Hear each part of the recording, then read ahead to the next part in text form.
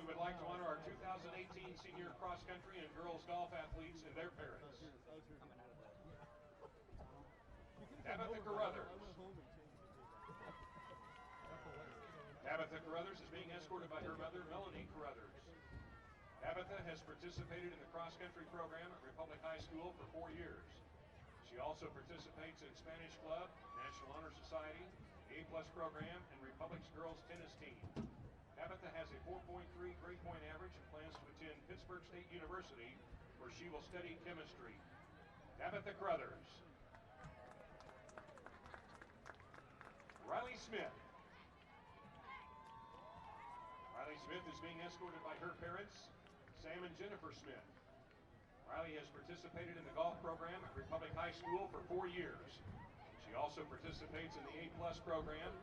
Riley has a 3.3 grade point average and plans to attend Southwest Baptist University, where she will study secondary education. Riley Smith.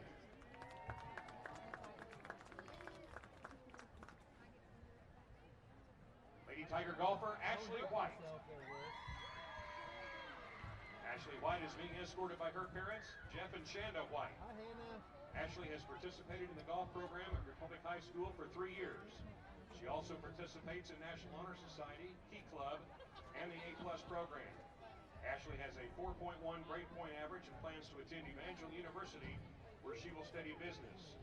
We would also like to wish Ashley the very best next Monday and Tuesday, October 15th and 16th, at the Class II Girls State Golf Championships to be played at the Swope Memorial Golf Course in Kansas City. Congratulations, Ashley. Great job. We appreciate the hard work and dedication by all our senior athletes. Let's put our hands together for our 2018 senior cross-country and girls golf athletes. We wish them the very best in the upcoming school year and best of luck in their future endeavors. Thank you.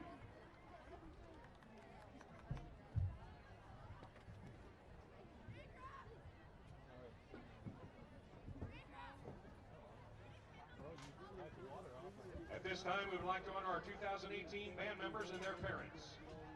Our first senior is Morgan Baker. Morgan is in color guard and has been in band since the 6th grade and has marched with the high school band for 4 years. She is being escorted by her parents, Mike and Kathy Baker. Jack Bradshaw.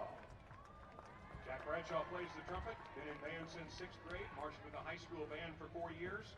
He is being escorted by his parents, Tana and Chris Bradshaw. Jade Callahan. Jade Callahan plays the alto saxophone and has been in band since the 6th grade and has marched with the high school band for 4 years. Jade is being escorted by her parents, Eric and Stephanie Callahan. Drum major Sophia Kapwa. Sophia Kapwa plays the clarinet, has been in band since the 6th grade, and has marched with the high school band for 4 years. Sophia is being escorted by her parents, Raymond and Maria Kapwa. I took 2. Macy Carter. Macy plays the alto saxophone and has been in band since the 6th grade and has marched with the high school band for 4 years. Macy's being escorted by her parents, Belinda and Christopher Updike. Justin Dicer. Justin Dicer plays the French horn and has been in band since the 6th grade and has marched with the high school band for 4 years. Justin is being escorted by his parents, Aaron and Jennifer Dicer. Tiara Eaton. Tiara Eaton plays the trombone, has been in band since the 6th grade, and has marched with the high school band for 4 years. Tiara is being escorted by her mother, Coley Demore. Lacey Feldhacker. Lacey Feldhacker is in color guard and has been in band since the 6th grade and has marched with the high school band for 4 years. She is being escorted by her parents, Mike Feldhacker and Crystal Barber. Elia Hale. Elia Hale is in color guard, has been in band since the 6th grade, and has marched with the high school band for 4 years. Elia is being escorted by her parents, Jason Hale and Crystal Hale. Michaela Hansen. Michaela Hansen plays the clarinet, has been in band since the 6th grade and has marched with the high school band for 4 years. Michaela's being escorted by her parents, Mike and Mandy Hansen. Hey, you didn't fall. No. Lauren Hayes. Lauren Hayes plays the clarinet, has been in band since the 6th grade and has marched with the high school band for 4 years. Lauren's being escorted by her parents, Jamie McNeil and Patrick Hayes. Audra Hauser. Audra Hauser plays the trumpet, been in band since the 6th grade and marched with the high school band for 4 years. Audra is being escorted by her parents, Brett and Barb Hauser. Gracie Jones. Gracie Jones plays the clarinet and synthesizer, has been in band since the 6th grade and has marched with the high school band for 4 years. Gracie's being escorted by her parents, John Jones and Lisa and Jason Nichols.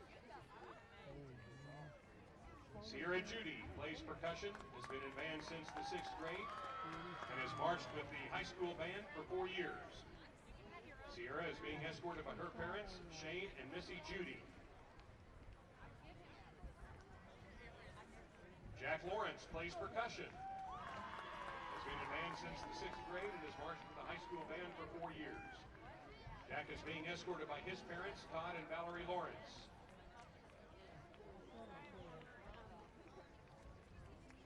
Rosie McCallion plays the tenor saxophone, has been in band since the 6th grade, and has marched with the high school band for 4 years.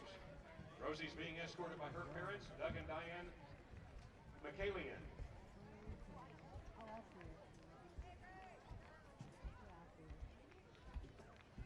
Sean Cross.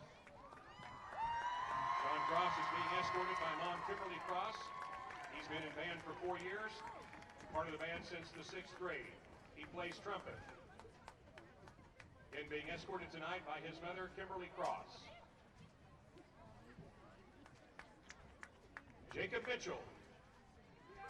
Jacob Mitchell plays the clarinet. Has been in band since the 6th grade and has marched with the high school band for 4 years.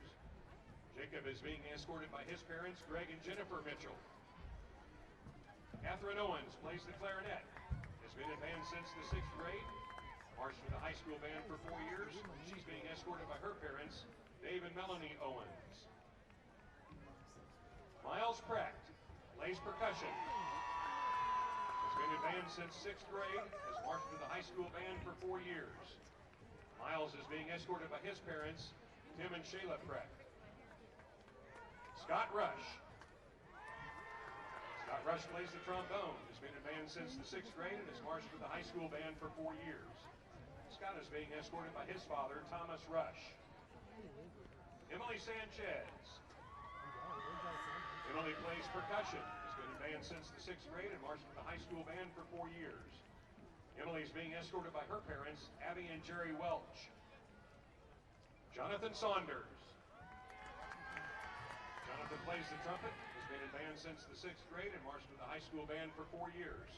He is being escorted by his parents, John and Tina Saunders. Drum Major Jessica Sparkman. Jessica plays the trumpet, has been in band since the 6th grade and has marched with the high school band for 4 years. Jessica is being escorted by her parents, Chris and Melanie Stegall and Mark Sparkman. Bryson Trogdon. Bryson plays the trumpet, has been in band since the 6th grade and has marched with the high school band for 4 years.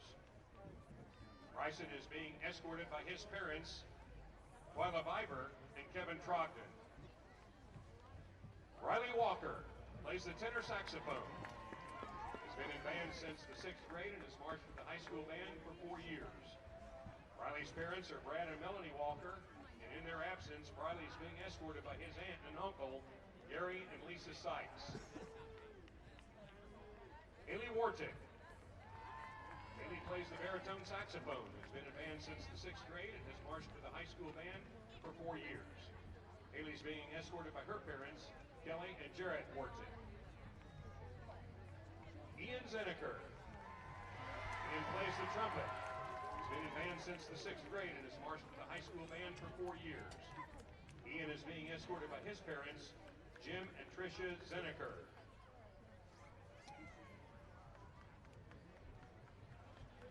Tonight we are are also honoring the memory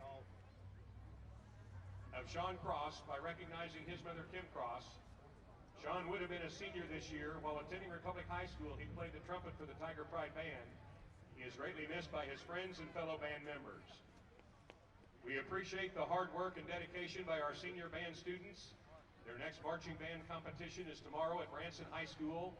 We wish them luck tomorrow and in their future endeavors. Let's put our hands together for our 2018 senior band students.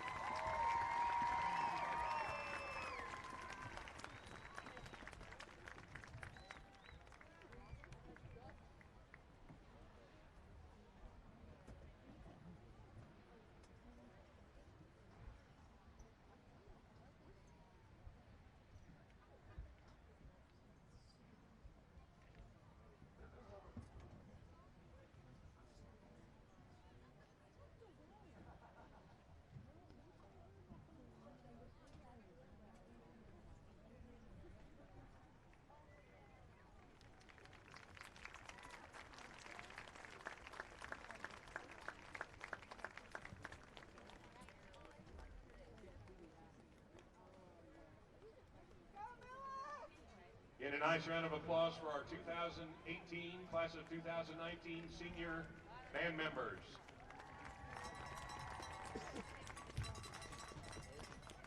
And also for our varsity football seniors, cross country and girls golf seniors. Congratulations to them as well. You will notice that the band looks larger tonight. We welcome the 8th grade future Tigers joining the high school band and color guard. Please welcome your 2018 Tiger Pride Marching Band.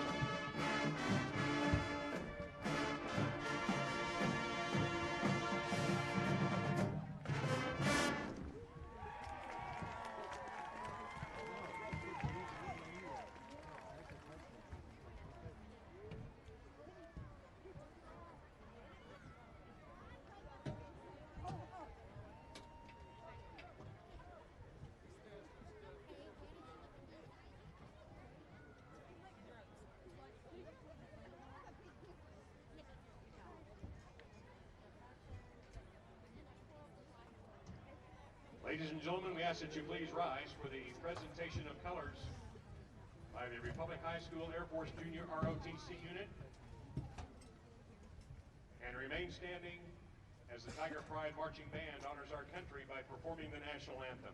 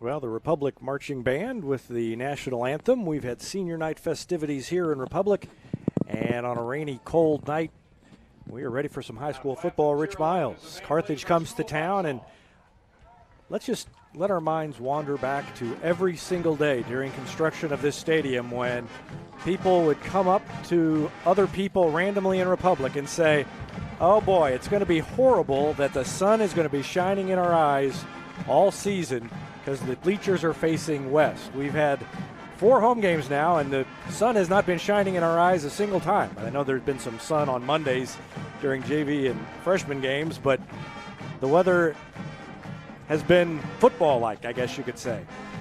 You're exactly right.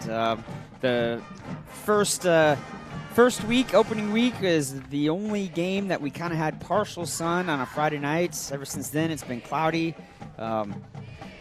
2 out of the 4 have been just not the best of weather. Here tonight, it is just a light, continuous rain coming on. Like you said, it's definitely football weather that we finally get. Last week when we were at Webb City, we had the AC pumping up in the box. Now we've kind of, bundled up just a little bit, but great football weather. A very athletic Carthage team comes into town, and a very, very important game. Not only is it a COC game, but it also has district implications also. So very, very important game this evening. Every game is important, but this one definitely has a little bit more importance to it. We talked to Coach Dustin Baldwin earlier in the week about Carthage and what to expect, and here's what he had to say.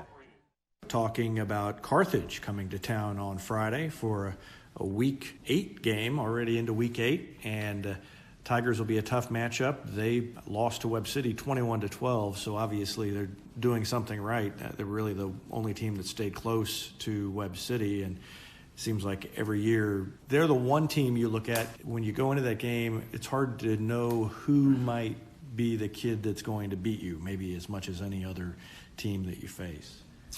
Yeah, really good team. Coach Gotti has done a great job down there for a long time.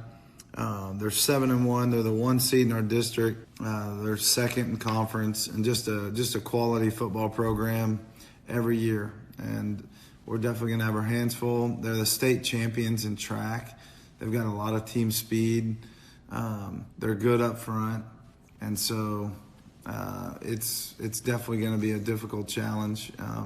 They've put it on really everybody other than Webb, and they more than held their own against them. If you watch the film, they really had opportunities to win that game. So we're going to go out, and they have had a couple injuries.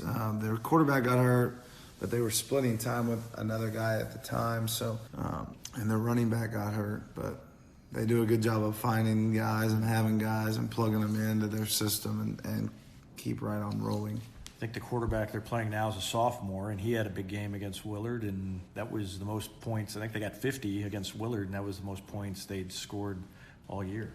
Yeah, I think both those teams had a season high, actually, that night, from what I read.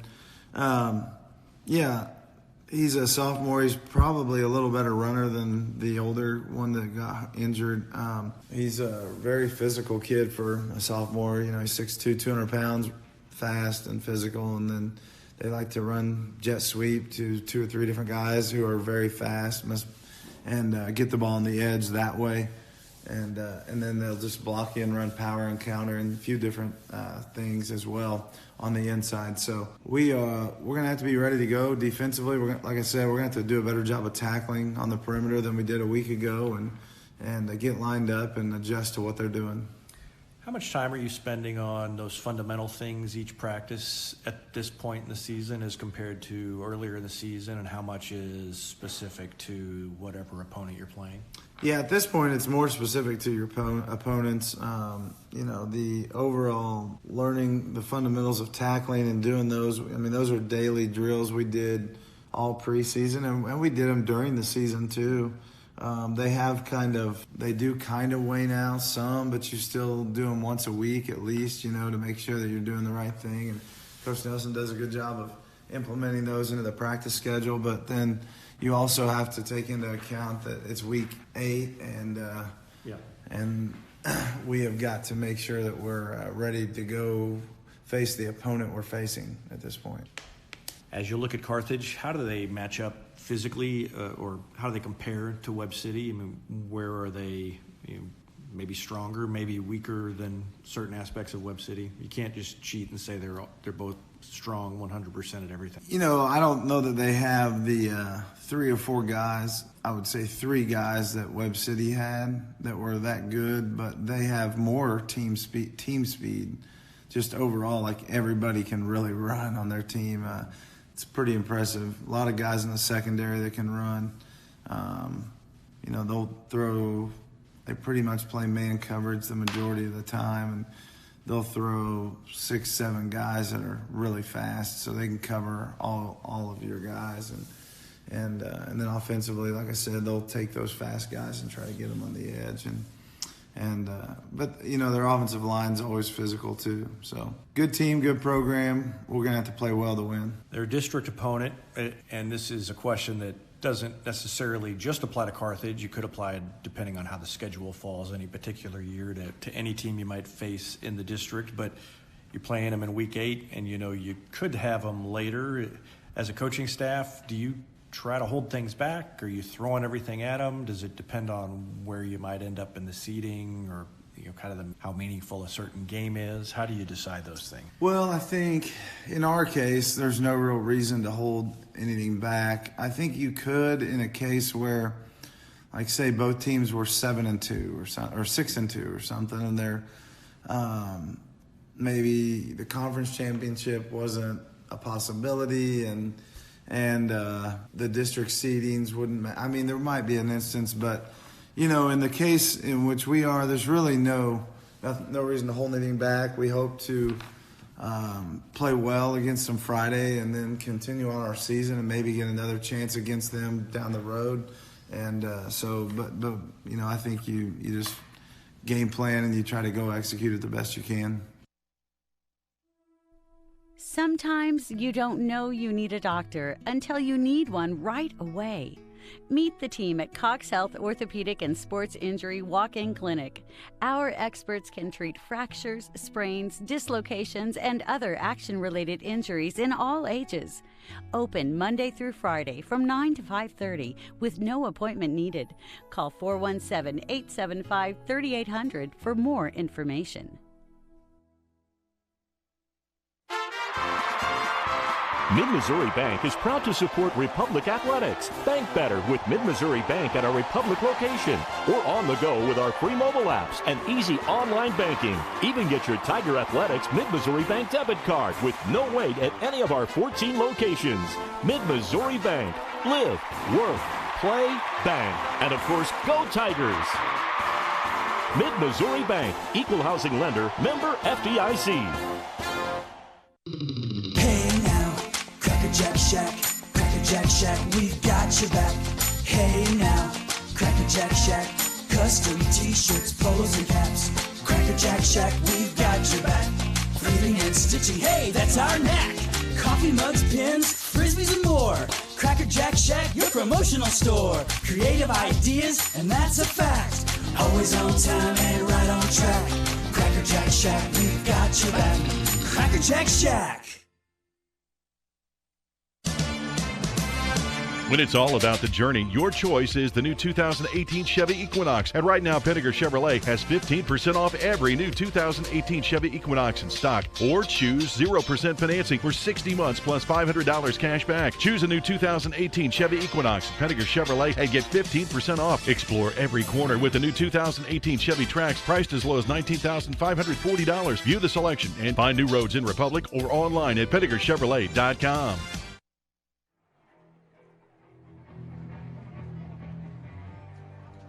Well, welcome back to Republic Tiger football. Coin flip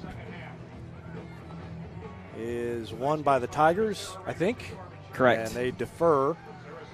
So they will kick off to start things off, and Carthage will get the ball first. And this is the Carthage offense that is high-powered. And I mentioned on the coaches show and talking to Dustin Baldwin that Carthage, even more than Webb City, when you go into Webb City, it seems like you always know who's going to beat you. Carthage, you play Carthage, and there will be like 5 guys. You don't really know who's going to beat you, but you know there are 5 guys who have a chance to have a big game, it seems like. And every year they reload and, have a new batch, and that's what they've done again this year. They gave Webb City a good game, really the only team to play Webb City close all season. And so the Tigers will have their hands full, and weekly disclaimer when they play the Tigers. When I say Tigers, I'm talking about Republic. You're right.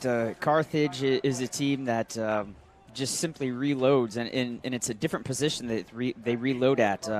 One year it may be, they've got a star athlete at the quarterback, and then the next year they've got a star athlete as a receiver. The next year it's a star athlete at the running back position. So for a long time they had the Derryberry brothers, and you just seem like you recall that last name for about 6 years in a row there. So I would have said 16 years in a row, but I guess 6 is probably more like it.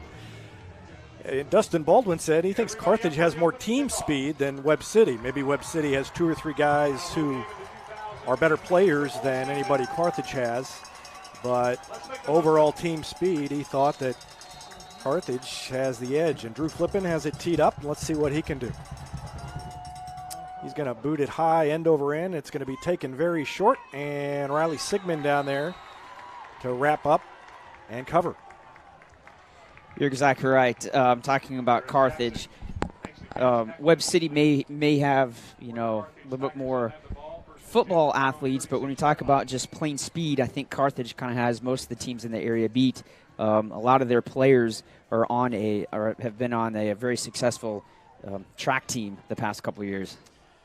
Yeah, state champions in track, I believe.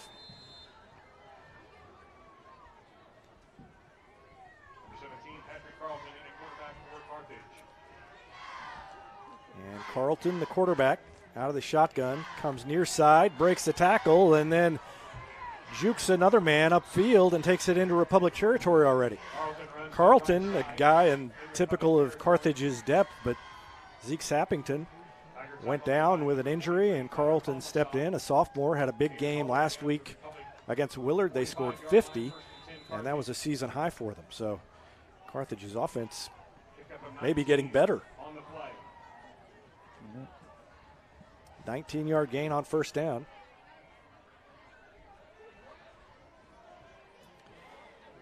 And they pitch it. And good job by the Tiger defense. Tackled immediately by Connor Vizio, number 77. Loss of a yard on the play to the 46-yard line.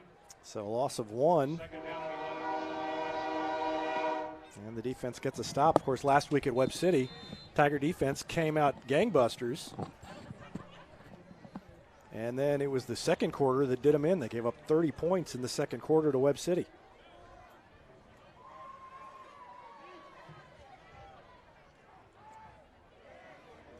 Quarterback keeper faked the handoff and picked up about 5 yards. Yeah, that time that was just a read option. A lot of teams have been doing that play, different variations, different formations, but quarterback there is just reading what our defensive end. The defensive end comes crashing down, then he keeps it. If he doesn't, kind of keeps his position, he'll kind of hand it off. Big 3rd and 5 play here for the Republic defense. Carlton in the shotgun, 2 wide receivers to the left. They hand it off and have first down yardage as they gave it to Tyler Mueller, and he bulled his way forward inside the 35. Down to about the 30. And up here in the press box, it was mentioned in the pregame show just how big Carthage's offensive line is, and you can definitely tell that this is probably one of the bigger offensive lines that Republic has seen so far this season.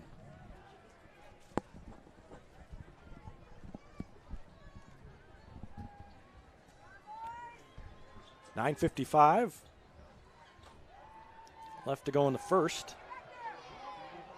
Little QB keeper there. Not exactly sure if that was a QB draw or if that was just a pass play and the pocket just collapsed, whatever the case may be. Kind of looked like he was going to go back there and look at a receiver to his left, but there was a few Republic defenders in his face, and he just kind of decided real quickly to just turn himself into a running back.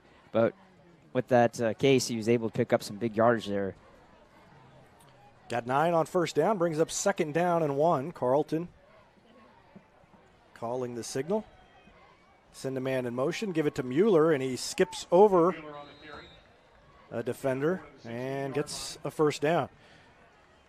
Went right by Brady Coggin, the defensive end, who is in there and blocked and on the ground, and Coggin tried to get him around the ankle, couldn't do it. And Carthage doesn't like to get too fancy. You know, they'll just kind of either hand it off, they'll put a guy in motion every once in a while, but for the most part, they don't try to do too many trick plays. They'll just run right at you. But maybe more than anybody in the conference, Coach Guidey will mix it up based on his personnel. I mean, it's not like you think Carthage is going to do a certain thing every year. And that time on the sweep, they take it around the left end, and they've got running room down inside the 5, and that was Trillin Kendrick.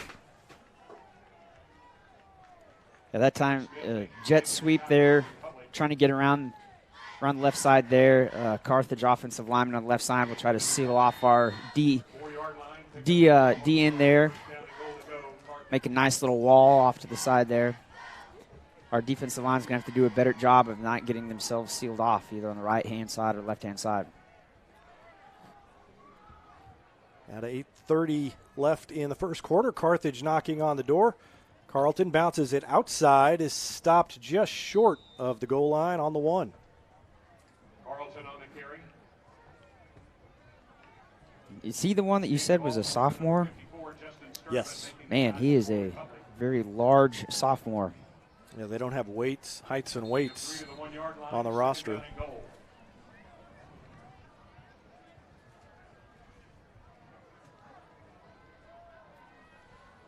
So second and goal from the 1. Carlton's going to keep it, and let's see, looking for a signal. The Carthage player says he's in, and he is. So touchdown for Carthage. And they get on the board first with 7:45 left to go in the first quarter. They just methodically drove it down the field and will come on for the extra point. Yeah, there wasn't any big fancy plays or any plays that were just, huge plays that got 20-plus yards. It was just kind of 5, 6, 7, 8 yards at a time, like you said, methodically went down, scored that touchdown. Marcus Huntley's kick is up and good, and with 7:45 left in the first quarter, it is 7-0. Carthage takes an early lead. Did you know High Street Pharmacy will deliver prescriptions right to your door, or that they can often save you money compared to what you're paying at the big box pharmacies? High Street Pharmacy. Switch and experience the hometown difference. Any day's a great day to send flowers. Heaven Sent Flowers and Gifts has been your hometown florist in Republic since 1987. And they offer free local delivery, and local is not just in Republic, but Billings, Clever, Springfield. Call them at 732-1334 or go online to heavenssentflowers.com. Well, Rich Miles, let's see if the Tigers can answer last week at Webb City. They had a quick answer after Webb City scored on 2 plays. Republic scored on 2 plays, a long touchdown pass from Lucas Hayes to Jaden Duvall. And Duvall wanted to bend back to take the kick, but Flood is standing on the 5-yard line in the middle. Sigmund back there as well. And we've got a whistle. Was it a fair catch? Yeah, he signaled a fair catch. By the time I got the binoculars on him, he had stopped waving his hand, and then I couldn't figure out why the whistle blew. Okay. Yeah, it was a pretty quick fair catch. The ball wasn't really at its highest level in the air there, and he was already signaling for it. So whatever the case would be, a good start there, about the 26-yard line. So the Tiger offense on the field. Lucas Hayes hands the ball off to Lewis Wallace, who streaks up the near sideline outside the 40-yard line. Big gain on first down for Lewis Wallace. That's a great first play for the offense there. Kind of gets everybody pumped up a little bit. It's right there in front of our bench. Gets the crowd going just a little bit there. What a great start there to get a first down right off the bat.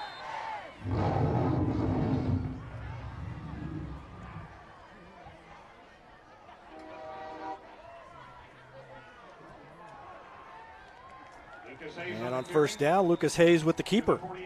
He did a great job of faking out Carthage defense right there. We've got a Carthage player down right in the middle of the field. Can't see. I think that is number 1 for Carthage. Bobby Kendrick.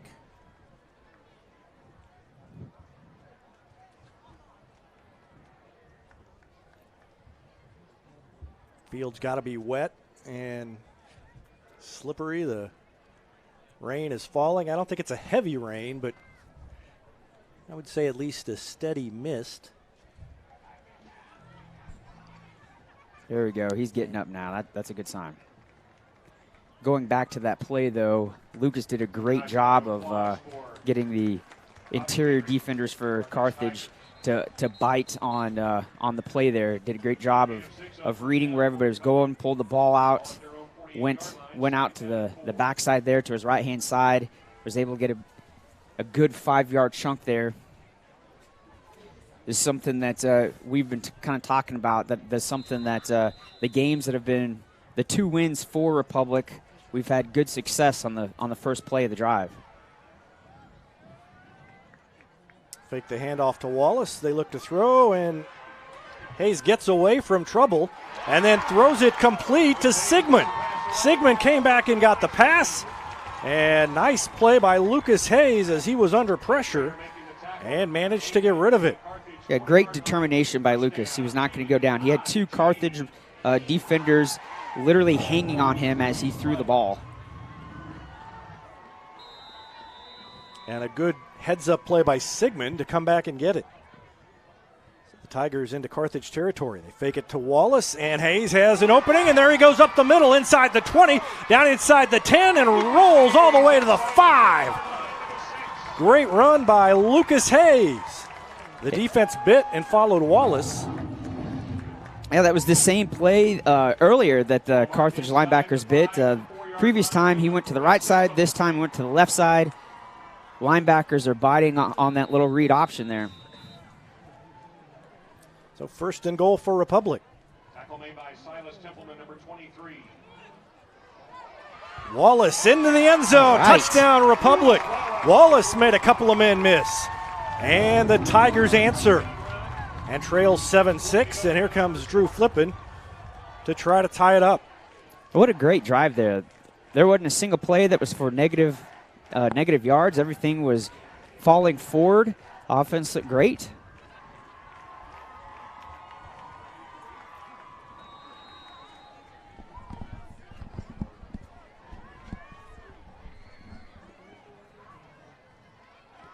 Flippin's kick is a line drive, and it is through the uprights.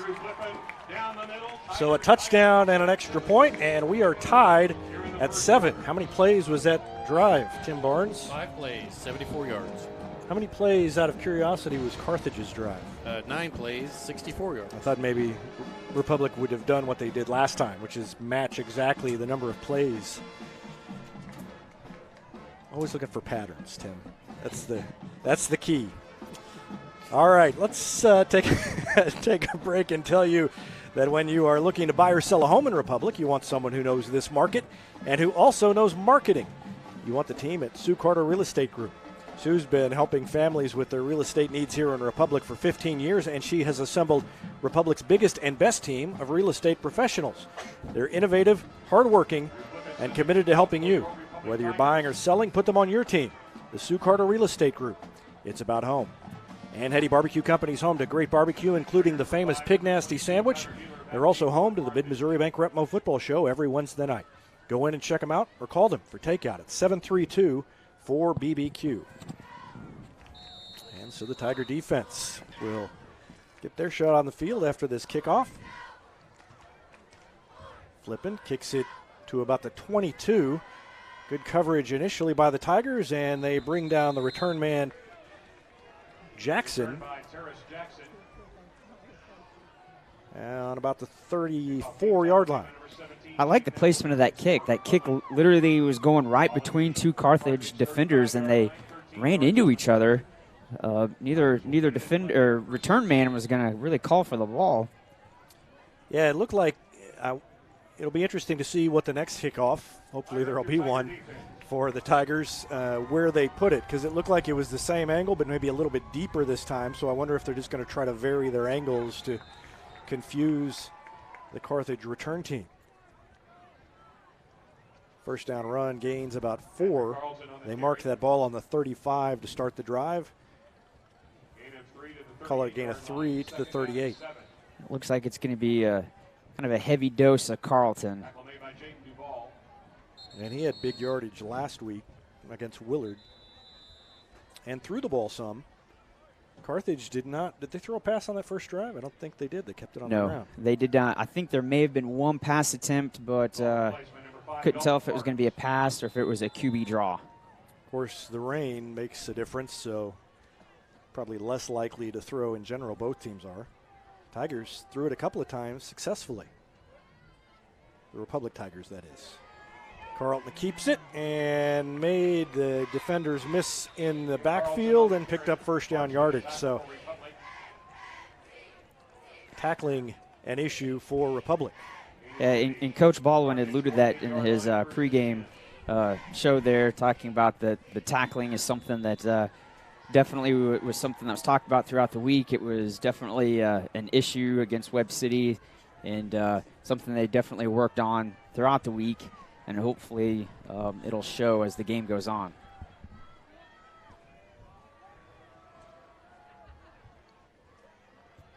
Carlton turns and hands it off.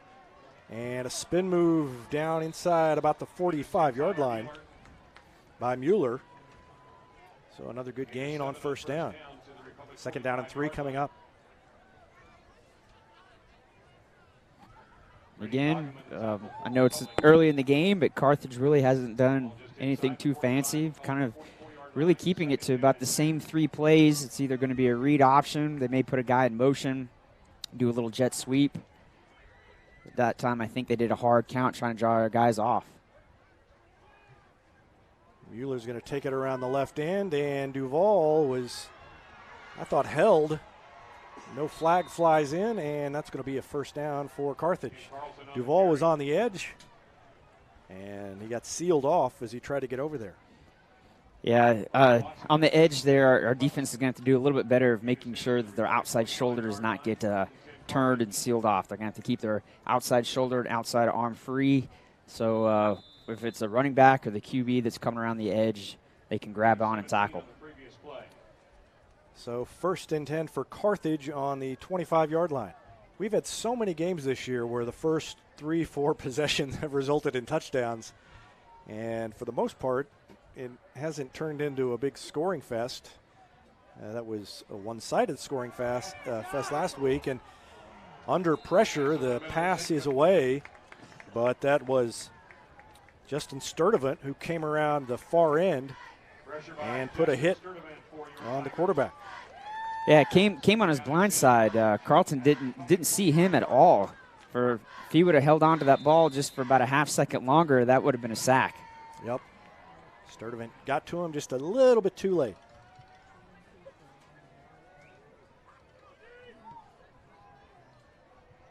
Second and 10. In motion on the sweep, coming near side, and he gets around Duval. Duval says he's held again, and there comes a flag in late. The flag was thrown not where the hold happened, so we'll see what it is. But Duval was complaining, if you watch on the replay, at the tail end of the play, he grabbed his own arm to signal that he had been held as he tried to get to the outside.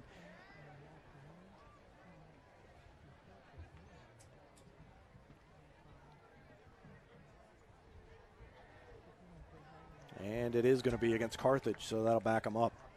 Oh, you got a hold and a block in the back. There's 2 flags. Looked away before he made the second signal. So the block in the back, they may have called the hold when Duval was held and then thrown the flag on block in the back late in the play over here on the near sideline. So all the way back to the 35, and Carthage will have a long second down play coming up. Right, second and about second and 20 it looks like. Yep. So accepted the holding call, declined the block in the back. Second down and 21, Carthage from the Republic 36-yard line. Mueller back there behind Carlton. And the snap is fumbled. Carlton picks it up. Yeah, his knee was on the ground. Took him a second to blow the whistle, and I thought Republic may have to get back there and make the tackle, but they finally blew it. So 8 more yards backwards.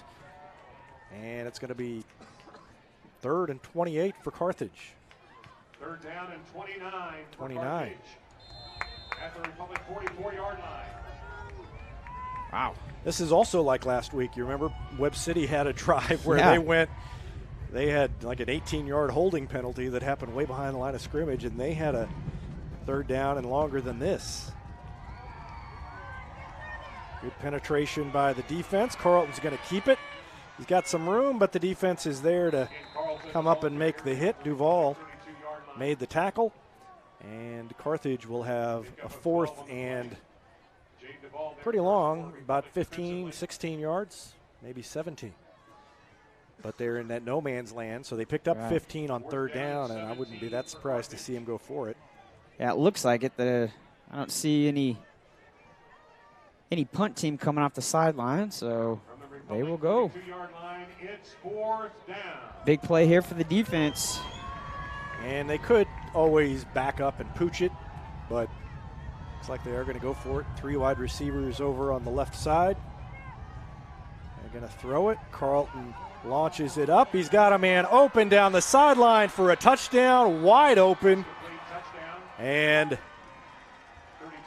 that was Tucker Downing, who got free in the backfield and was just wide open.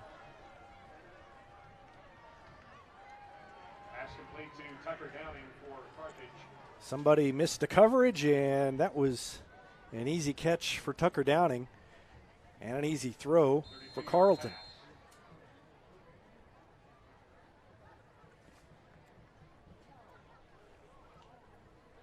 And that took the air out of the Republic crowd.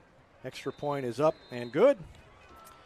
And with 2:34 left to go in the first quarter, Carthage breaks back on top. The score is 14-7. State Farm Insurance is there anytime, anywhere you need it with helpful advice and award-winning service. In Republic, call Chris Yoakum at 732-1463 or go online at chrisyoakum.com and get to a better state. Whether you have a hole in your roof or you're missing a single shingle, you know who to call in Republic. It's Mike Mansker and the team at Absolute Roofing. Give them a call at 869-0444 or find them online at absoluteroofers.com. When you need a plumber, you usually need one fast, but you also want one who'll do the job right. In the Republic area, that's Far Better Plumbing. Whether it's residential, commercial, or you need excavation, call Far Better and let them take away the stress of your plumbing problem.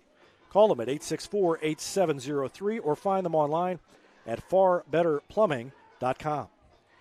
And every insurance company hopes you drive safely, but Allstate actually helps you drive safely with DriveWise. Lets you know when you go too fast or brake too hard with feedback to help you drive safer. To find out more, call Agent Jesse Pritchett in Republic and ask him about DriveWise. And the ball on the ground and covered by Republic. Short kick, and so it's going to end up being not bad field position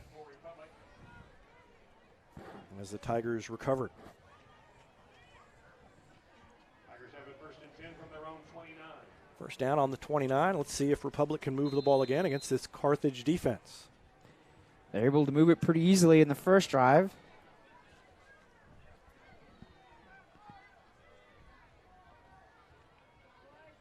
Wallace tripped up as he came across the line of scrimmage, fell forward for about 3 yards, and it'll be second and about 7. 2:23 left to go in the first quarter.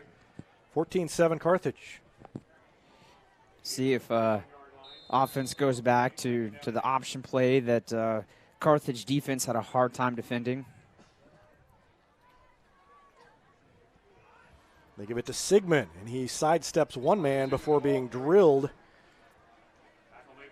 after a gain of about 2. That was Oscar Campa, the defensive end, who leveled Sigmund. So Gain far, of 2, about 3rd and 5 coming up. Early in this game, the offensive line has done a good job. Pass plays, the one pass play, Lucas had a couple guys, but other than that, no one's really been in the backfield.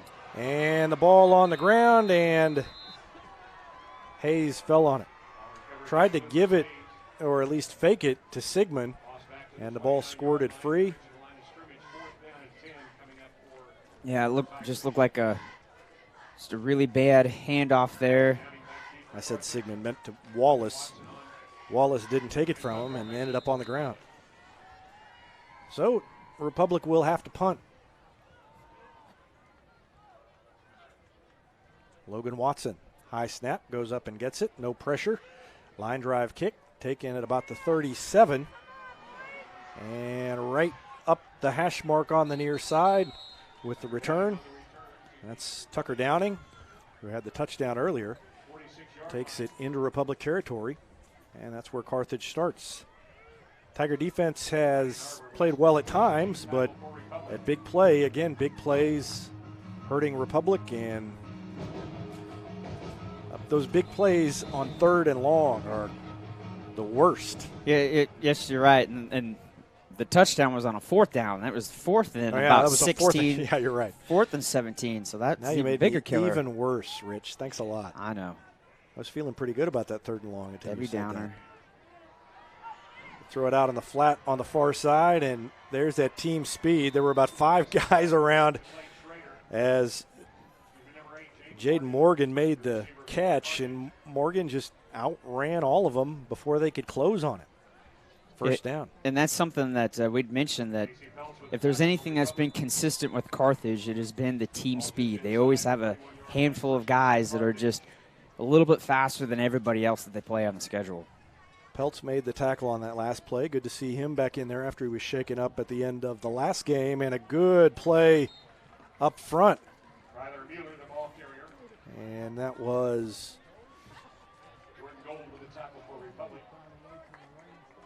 okay, gold. I didn't think that was gold, but it was gold. I can't read those numbers. The dark orange on the black is not doing me any favors, guys. Just put white trim around the numbers. That's all I ask.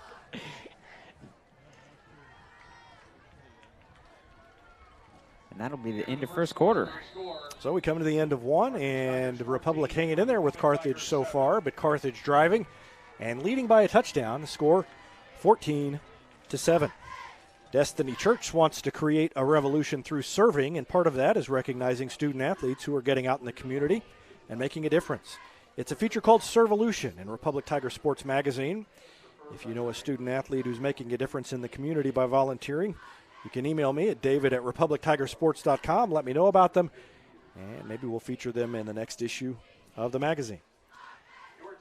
Central Gas Propane is a locally owned and operated propane company offering exceptional customer service when you need it most. They go the extra mile to meet their customers' needs while providing a level of service and communication that no other company can beat. Services include auto-fill route options, pre-buy and level pay programs.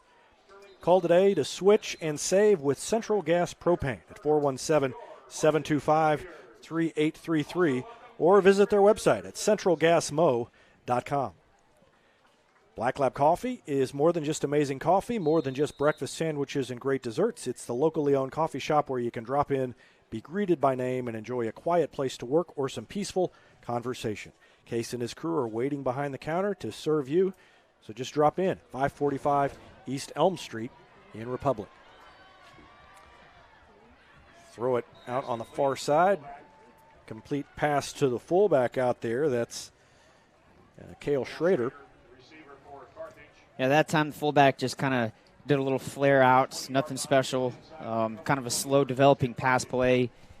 If you can get your fullback out there on the edge, where you get your other guys out there to seal off our guys on the edge, our D end or outside linebackers, that kind of frees up the fullback to catch the ball and turn a short pass into a big play.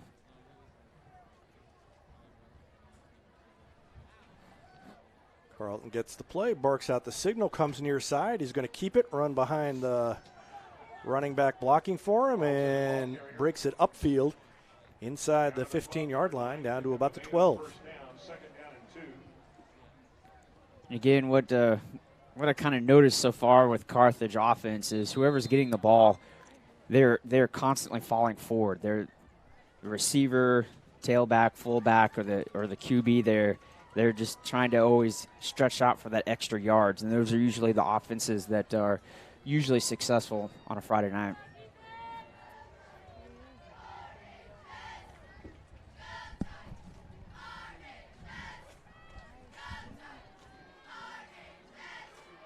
I thought Carlton had it, but he didn't, and the defense was there to string it out. They gave it to Kendrick, and Sigmund was over there to grab his legs and hold on while the rest of the Tiger defense got over there to make the play.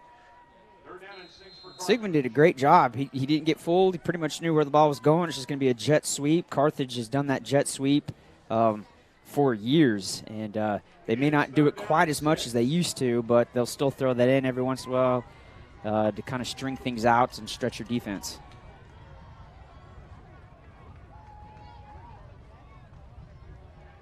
And a good stop there by the Tiger defense again. It was Connor Vizio who wrapped up Mueller and pulled him down. So a good play by Vizio. Yeah, great job, and it brings up a big fourth down here. You can see it was an arm tackle, but he just didn't let go of him. Good upper body strength by Vizio. And a big fourth down here for Republic as they try to stay in this game down by a possession. 9:35 left in the second rather. And there goes a receiver across the line. God, I think the quarterback, Carlton, tried to wave him in motion, and instead of going in motion, he leaned forward, Jaden Morgan, and just went across the line. Sometimes when you get a receiver that jumps off like that, a lot of times they're usually a big part of the play there. They're kind of just so focused and kind of jacked up a little bit because they may be the person that has to throw a big block, or they're the receiver that's going to be targeted, that they kind of forget what the snap count is. So 4th and long again. Let's see if the Republic defense has better luck this time. They're going to throw it over the middle, and it is complete and caught, and another touchdown. On 4th and long, the Tiger defense gave up another touchdown, and that time it was Jaden Morgan who'd gone offside, and Republic had 3 or 4 cracks at it. I think it would have been a first down after he made the catch anyway, but just kept breaking free and scored the touchdown, and it's 20-7 Carthage. Mentally, that's so tough on a defense when you're able to score back-to-back touchdowns on a 4th down. Yep. It's tough on a broadcaster, too, I have to tell you.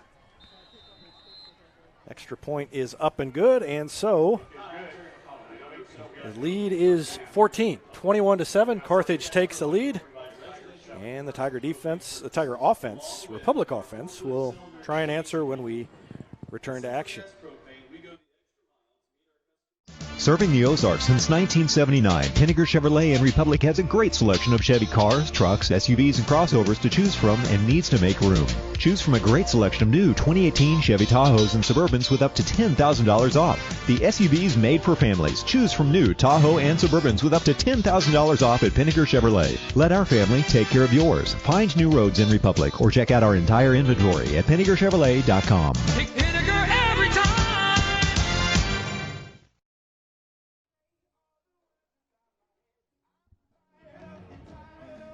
The Republic offense needs a touchdown here, trailing by 14, 21-7. And they are lined up and ready to take the kickoff. Sigmund, Duval, and Evan Smith. They brought Cam Flood up, which is an excellent idea since they're pooching it. All right, so let's see if the gambit pays off. They kicked it over him. But they kicked it out of bounds. They were so flustered. So, well, they can do like Joplin did, take the penalty and make them kick again. Let's see what happens. I think they'll probably, there's no sign they're going to make them kick again, so they'll take it on the 35 and go from there. No? Well, yep. Guess so. I agree with you, though, Tim. Of course, they dropped one. Was that a kick? That was a kickoff that they kind of muffed, so maybe you don't want to take your chances. In any event, they've got the ball on the 35-yard line. They've got 4 wide receivers. Trips to the right. Direct snap to Wallace. And skipped over a man, went airborne, and then got met midair by a Carthage defender and hit and pushed backwards. Well, he ends up gaining about 3 yards. So good push up front by Republic. Coach Baldwin seems like at least once or twice every game we'll see a direct snap to one of the tailbacks. Empty backfield, and they go to Hayes, and Hayes kept it. And a good open field tackle there by Colton Winder. Looked like that was QB draw. Did a really good job of kind of faking out the middle part of the defense. He had a opening there, but their defense is just so quick that the opening that kind of looked like maybe he was going to be able to pick up that first down closed really quickly. But whatever the case may be, it's always nice to have that 3rd and short. This is the spot in the game last week where Republic turned it over a couple of times and gave up some quick touchdowns, and things went really far south fast. Would be nice to see Republic hang on to the ball, and I think they're going to for a little bit longer because Sigmund has first down yardage. And that's a kind of a classic Riley Sigmund run. Looked like there was not very much room, but he just somehow held his breath and squeezed through. Yeah, he's difficult to take down. He always kind of does a last-minute spin, is able to pick up a yard or two. 2-back set. Wallace and Sigmund both back there with Hayes. They fake it to Wallace, and Hayes keeps it, gets back to the line of scrimmage, and that's about it. Yeah, that time Carthage defense didn't bite on it. That first quarter, the first 2 drives there, we did a really good job. Lucas did a good job on making the interior D-line and linebackers to bite on, did he keep it or did he give it? But that time Carthage was waiting. 7:18 left in the half. Rain still falling. 5 wide receivers, empty backfield. Hayes throws a little slant to Rackley, who's got first down yardage into Carthage territory, down inside the 40 to about the 38. So Rackley. That slant pass has gotten better as the year has gone on. It has. Looks like Carthage calls a timeout.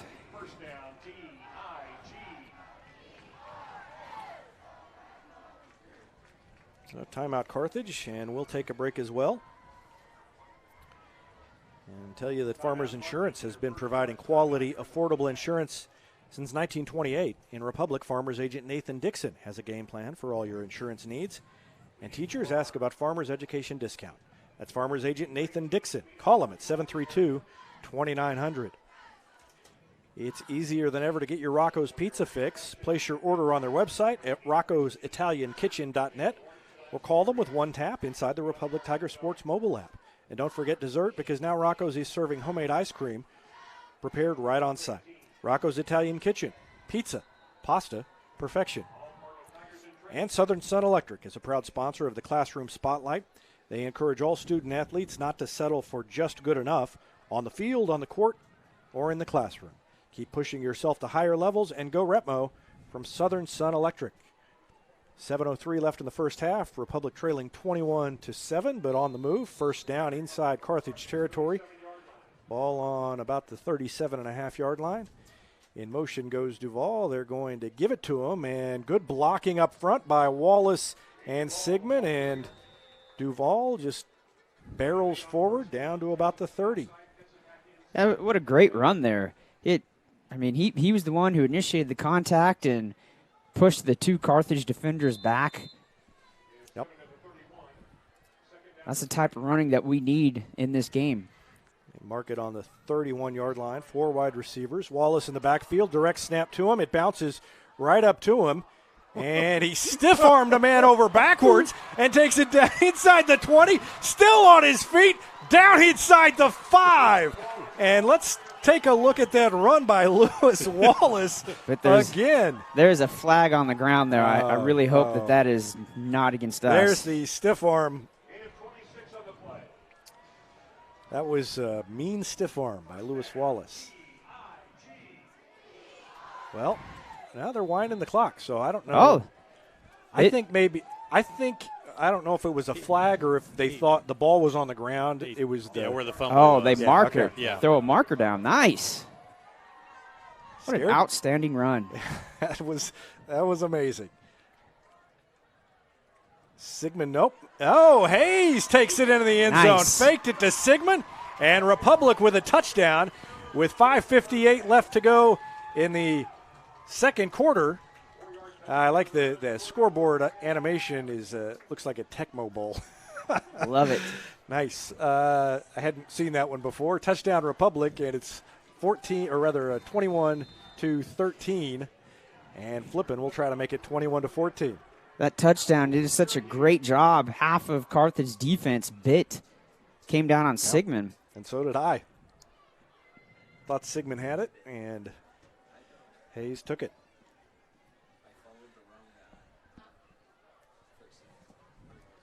Oh. And the extra point blocked, and that's been a kind of an ongoing issue with Republic's kicks.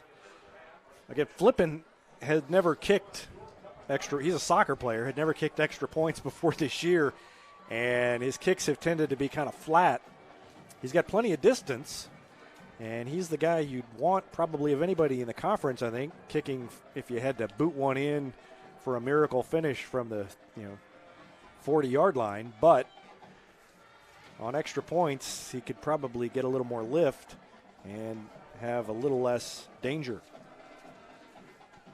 Going back to the I'm sorry. Going back to the Tecmo Bowl graphics up on the screen, that is awesome. Playing so many years and spent so much time playing that. They had the two players that jump up and high-five each other after the touchdown scored that's on the game.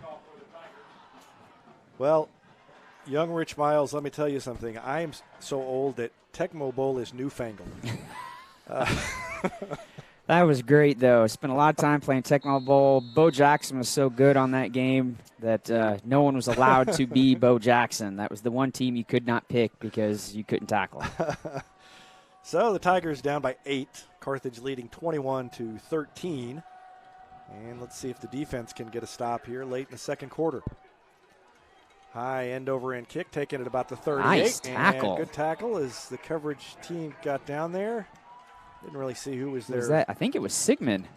It may have been. I think it was. I think Sigmund went down there and just dropped the ball carrier. He didn't even get a step. Samudio was in the vicinity also, and there were a couple of other guys. So I guess that's the idea of that kick. You kick it high enough and short enough, and your coverage gets down there, and you don't have any danger of a long return, assuming you get down there.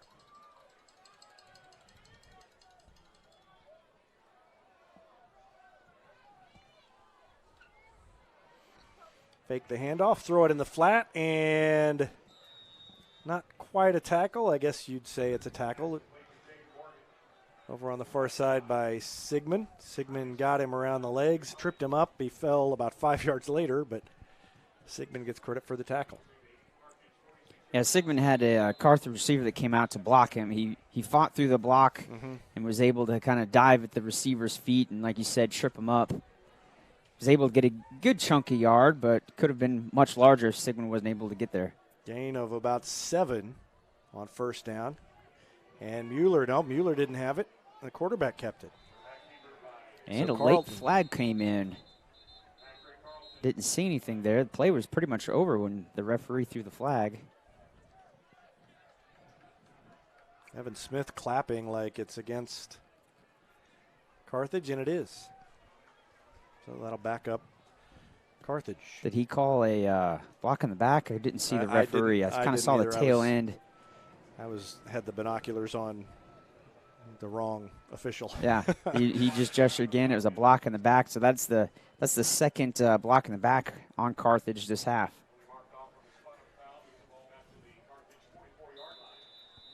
So Carthage has its second and 5, maybe 6. And good pressure by Gold on a little screen play, and they're going to have first down yardage. Still on his feet is Tyler Mueller, and finally wrestled down on about the Republic 45-yard line. So they let the line come through and threw the screen to Mueller, and he had the blockers and made something of it. 4:51 left in the first half. 21-13 the score. Carthage with the lead. A lot of times your D-line coaches will tell his players that if it feels like they're literally letting you get by and you've and it seems too easy, it's probably a screenplay, and you need to retrace your steps because there's going to be a screenplay going right behind you. Of course, by the time you realize it, you're like, well, I'm so close, I'm just going to see if I can get there anyway. Fake the handoff, looking upfield, throwing over the middle high, intended for Cale Schrader. Reached up with one hand and couldn't make the play. Defense, good job. That time, the receivers pretty covered. I didn't see any receivers that really had any space there, so safeties and DBs did a great job keeping with their man, especially with such a very quick Carthage offense. And we'd alluded earlier that some of these guys are track champions from last year. So 2nd down and 10 for Carthage.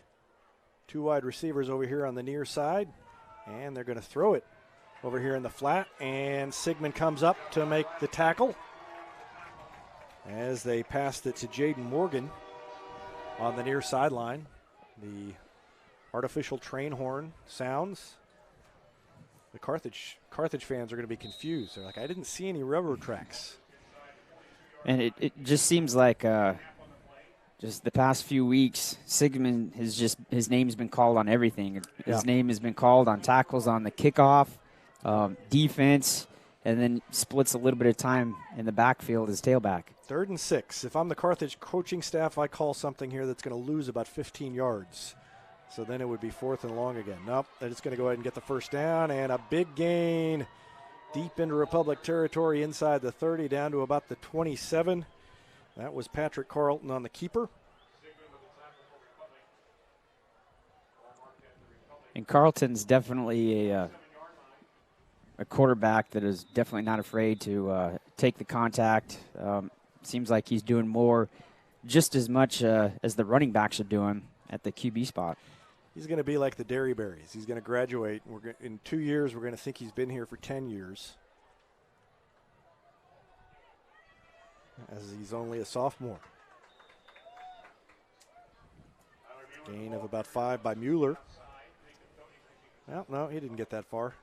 Gain of only about 3. 2nd down and 7. Down to 3:05 left in the first half. And an 8-point lead for Carthage. So Republic has avoided the disastrous second quarter that they suffered through last week. And they're still in the game. And they'll get the ball first. In the second half, a stop here would be nice. Even if you don't go down and score. And, thought they had Carlton in the backfield, and Carlton with a great job stepping inside the tackler. Yeah, he kind of acted like he was going to pitch it real quick, and that was just enough to get the Republic defender to bite on it right there. Who was that? Yeah, I can't see a number of who that was, but he ended up about 5 yards upfield past Carlton. I think he was speeding up to make the hit, and then all of a sudden Carlton wasn't there anymore. 1st down and 10 for Carthage on about the 14-yard line. Send a man in motion, fake it to him, give it to Mueller. Mueller barrels his way forward for about 3. There's Nolan White, the linebacker, with the tackle. Down to 2:04 left. So Carthage running clock, and if they do score, not going to be much time for Republic. Yeah, this is big for the Republic defense. They're trying to make it just keep it to a one touchdown score instead of 2 going into halftime.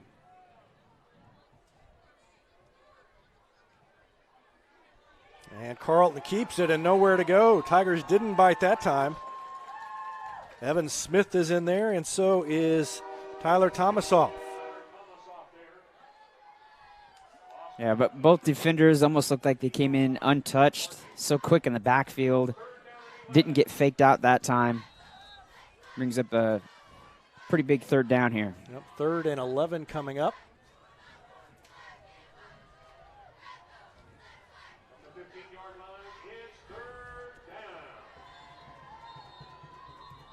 Who calls timeout? Republic. So Dustin Baldwin wants to make sure things are straight, and probably not a bad idea the way 3rd and 4th and long have gone so far tonight. Vision Health Eye Center. Outstanding eye care, exceptional eyewear. From glasses, prescriptions, and contact lens fittings to emergency eye care, they help your family see, feel, and look better than they ever have before. Check them out online at visionhealtheyecenter.com. Since 1986, Yoakum Automotive has been the hometown auto repair shop you can trust. And with their new customer communication system, their mechanics will show you exactly what's wrong with your car and let you sign off before the repairs are made. That means you get back on the road even faster. Schedule an appointment online at yoakumautomotive.com. Here's a touchdown for your family budget. Combine your home and auto insurance and save money with State Farm agent Sarah Rader.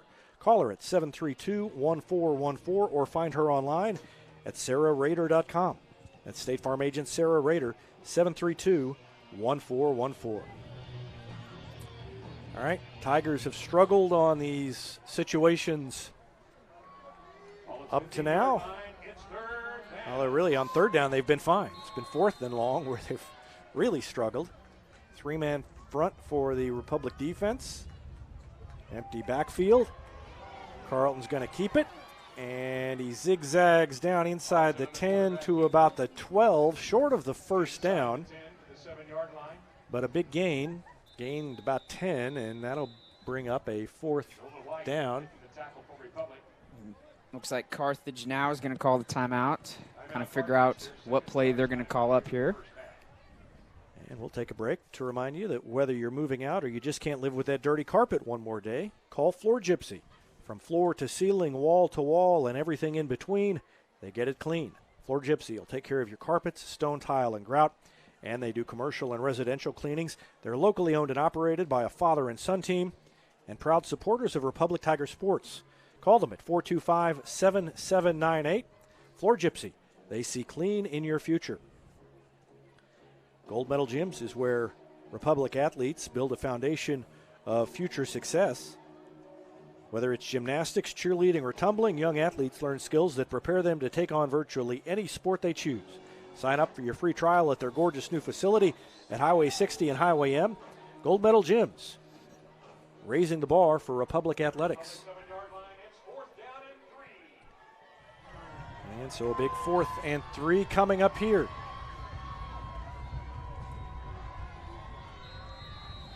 Carthage is 2 for 2, I think. 2 for 2, is that right? Tonight? Correct. On 4th down. And they run a reverse. There's a huge gap over there and into the end zone goes Jaden Morgan. Morgan took the ball, and there was only one man over there, and he was pretty easily blocked. And so Carthage scores again on 4th down. So all three, right? So all three touchdowns there on 4th down. Yeah, huge plays. You think you've got the offense stopped.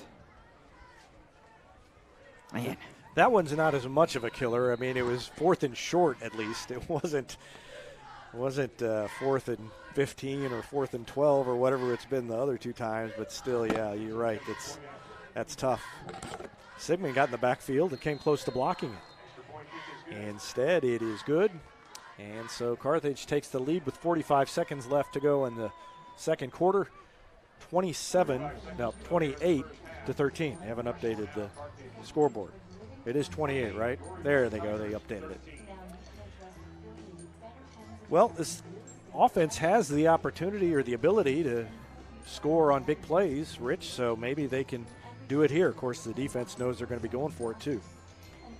You're exactly right. I mean, it's not just the fact that Carthage's defense has just shut our offense down. We've been able to move the ball on their defense, so it wouldn't surprise me one bit if we were able to get a quick touchdown here. Sure be nice to be able to make it a one-score difference going into halftime instead of a two-score difference. Especially since the defense hasn't stopped Carthage. They've come close, but haven't stopped them yet. So, yeah, getting it to within one would be, as you said, nice, but we'll see what can happen with only 45 seconds left. They're going to kick it deep, and it is taken over here on the near sideline by Sigmund to the 20 and ran into his own man and was wrapped up from behind. He ran into, I think, Ryan Bloveld, and was tackled by DJ Witt from behind. So 39 seconds left. Ball on the near hash mark.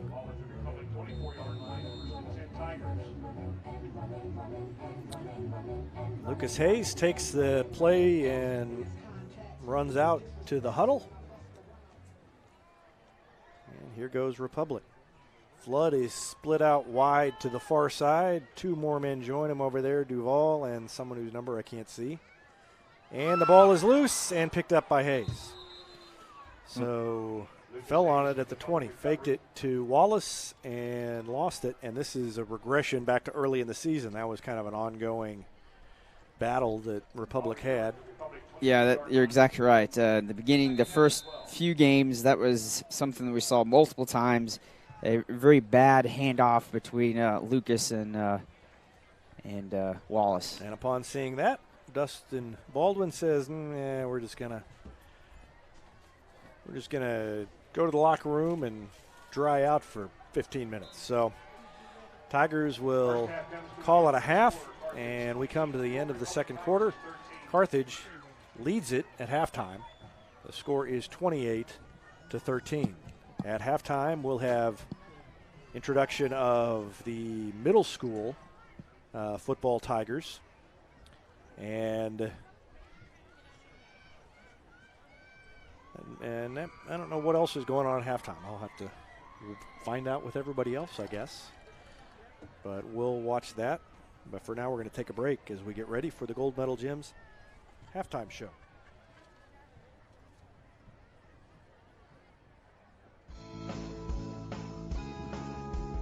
Gold Medal Gyms is where Republic athletes build a foundation for future success. Whether it's gymnastics, cheerleading, or tumbling, young athletes learn skills that prepare them to take on virtually any sport they choose. Sign up for your free trial at their gorgeous new facility at Highway 60 and Highway M by going to goldmedalgyms.com. Gold Medal Gyms, raising the bar for Republic athletics.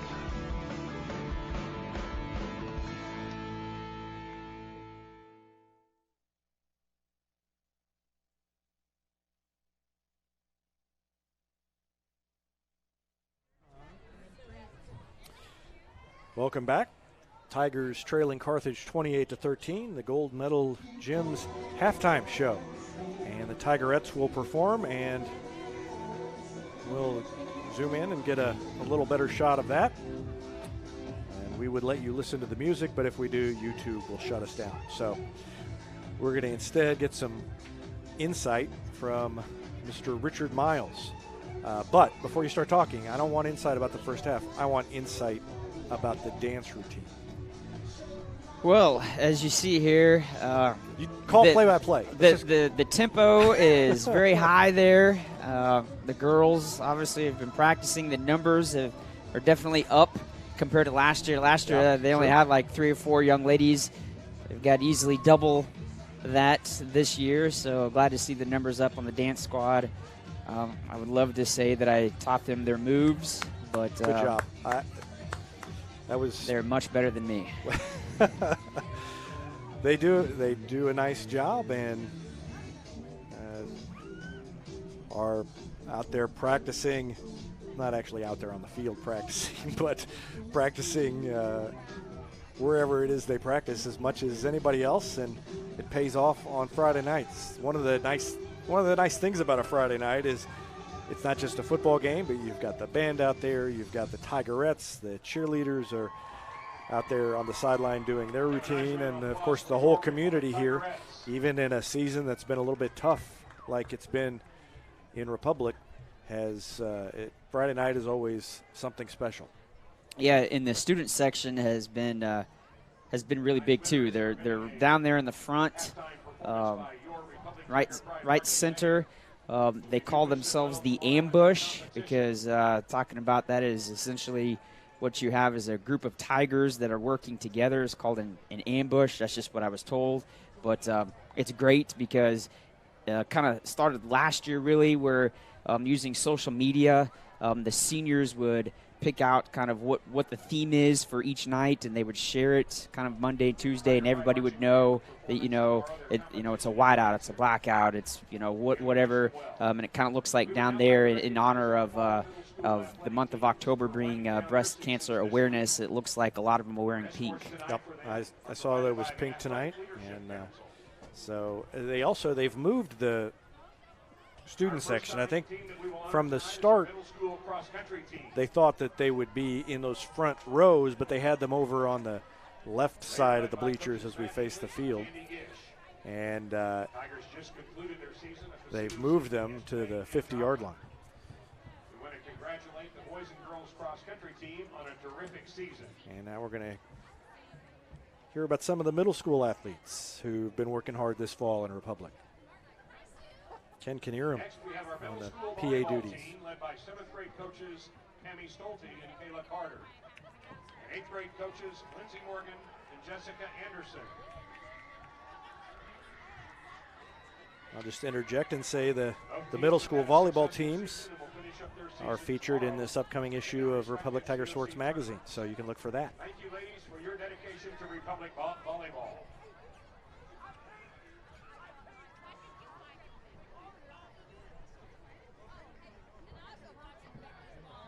Again, all of the teams out here, we'll have them step forward to be recognized once again.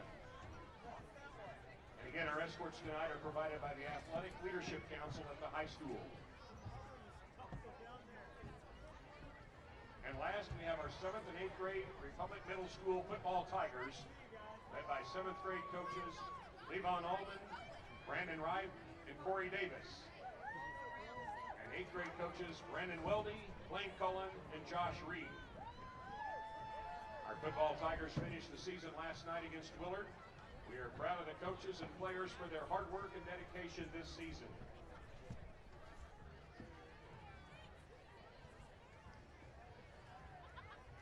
As they come out tonight, please recognize all of our middle school students, coaches, and teams one more time for their hard work, and we look forward to seeing them here at the high school in the near future. First is our middle school cross-country team. Middle school volleyball teams.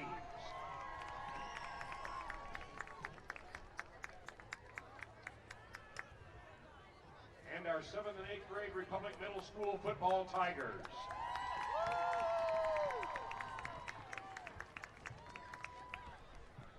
Great looking group of athletes. We appreciate again all your hard work and dedication. And again, look forward to your years here at the high school. Another nice round of applause for our middle school athletic programs. We will do this again for the winter sports and spring sports, all part of Tigers in Training. Thank you all. Hopefully for the winter sports, they'll move indoors. You're exactly right.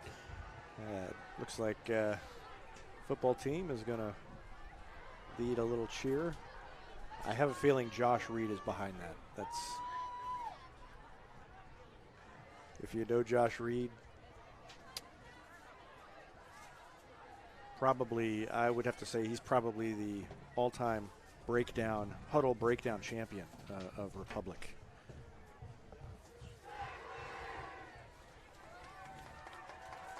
Well, middle schoolers are recognized, and Athletic Leadership Council at Republic High School. Tim Barnes, do you have some statistical analysis for us? I do.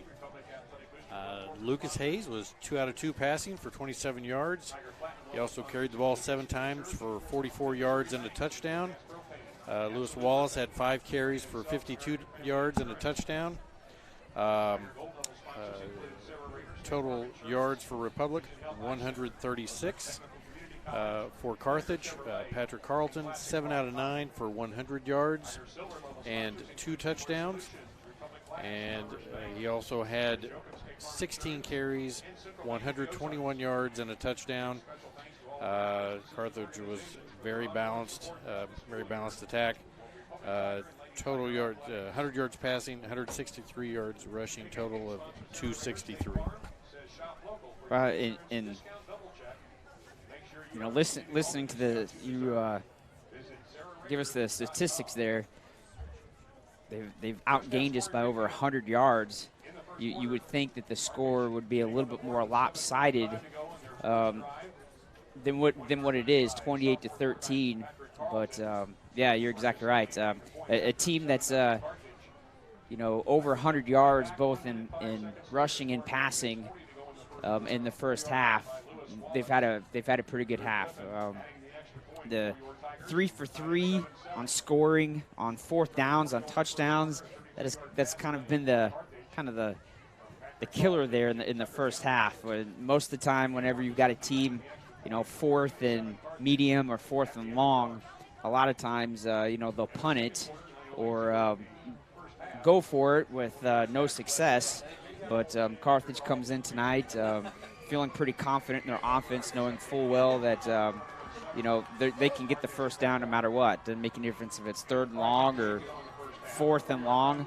They've got the ability to get that first down, and to have that confidence kind of shows throughout the year. They've got a winning record in the district. They're in first right now. They'll probably end up getting that bye going into week 10. So talking about the other teams, I think it's Parkview, Branson, Nixa, and then us. And it's kind of Carthage. So far in the district, it's kind of Carthage and then kind of everybody else fighting for all the other spots. Yeah, Carthage, the last 3 drives, they score on 4th and 17, 4th and 11, and 4th and 3. So the defense has been right there, just hasn't been able to close it out. Talked about district standings. I don't know the formula. I've never really tried to learn the formula because I don't understand. It's so complicated. I'm just like, well, I'll wait and see what everybody has placed. But you look at this district, and Republic is, what are they? Third? They're third. Fourth. They're fourth. I think they were third. I think they were third. Maybe I was looking at the one, wrong week. I don't know. Whatever the case, they're right there in the middle, which is weird considering they've lost. They've lost, and they were above Branson, who Branson beat us. Not only beat Republic, but played Webb City close. Right. Yeah, I think it's the COC is so. You got some Class 4s and some Class 6s, and so whoever you've played probably heavily weighs in where you're ranked in the standings. Yes. Republic is third, 27.26. Branson's fourth, 26.48. So they're third, but technically Branson would jump them and be third, and so Republic would be fourth. But Nix is fifth, and that doesn't make any sense either. What did help us though was if you beat a team that's a class above you, you get some extra points. And beating Ozark, who moved up to 6A, kind of helped us a little bit there. And I guess has Nixa played Ozark? Yes, they have. Yeah. Okay, and they beat Ozark. Yeah, so I don't really know how it happened, but I'm sure that Dustin Baldwin and the Tigers will take it if they end up third. They would need to be third if you look at how the standings work, since they did lose to both Nixa and Branson behind them. If the team that's directly behind them, if they lost to that team jumps them. So they would need to be ahead of both of them, and then one would jump them.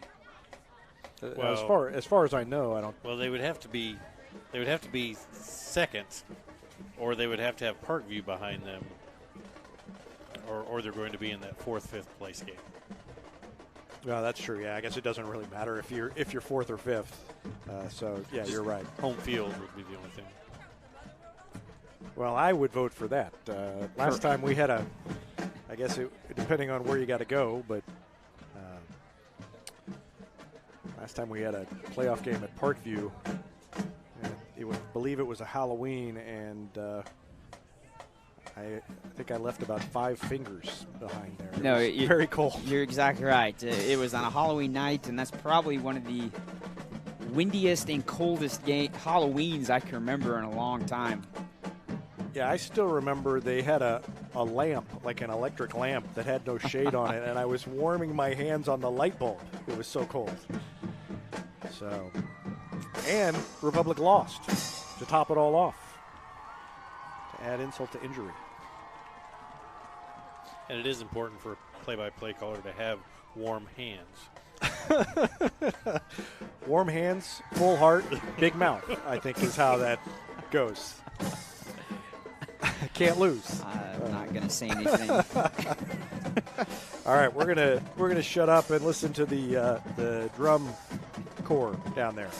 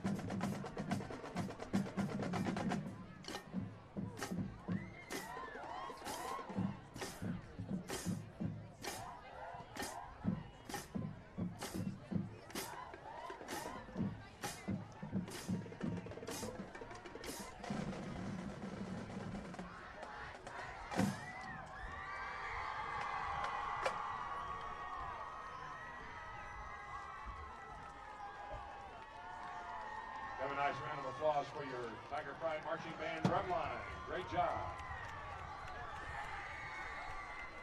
I have to say, I was saying while we were listening, Best of luck to the Tiger that is Pride one of my Marching Band favorite for new competition tomorrow.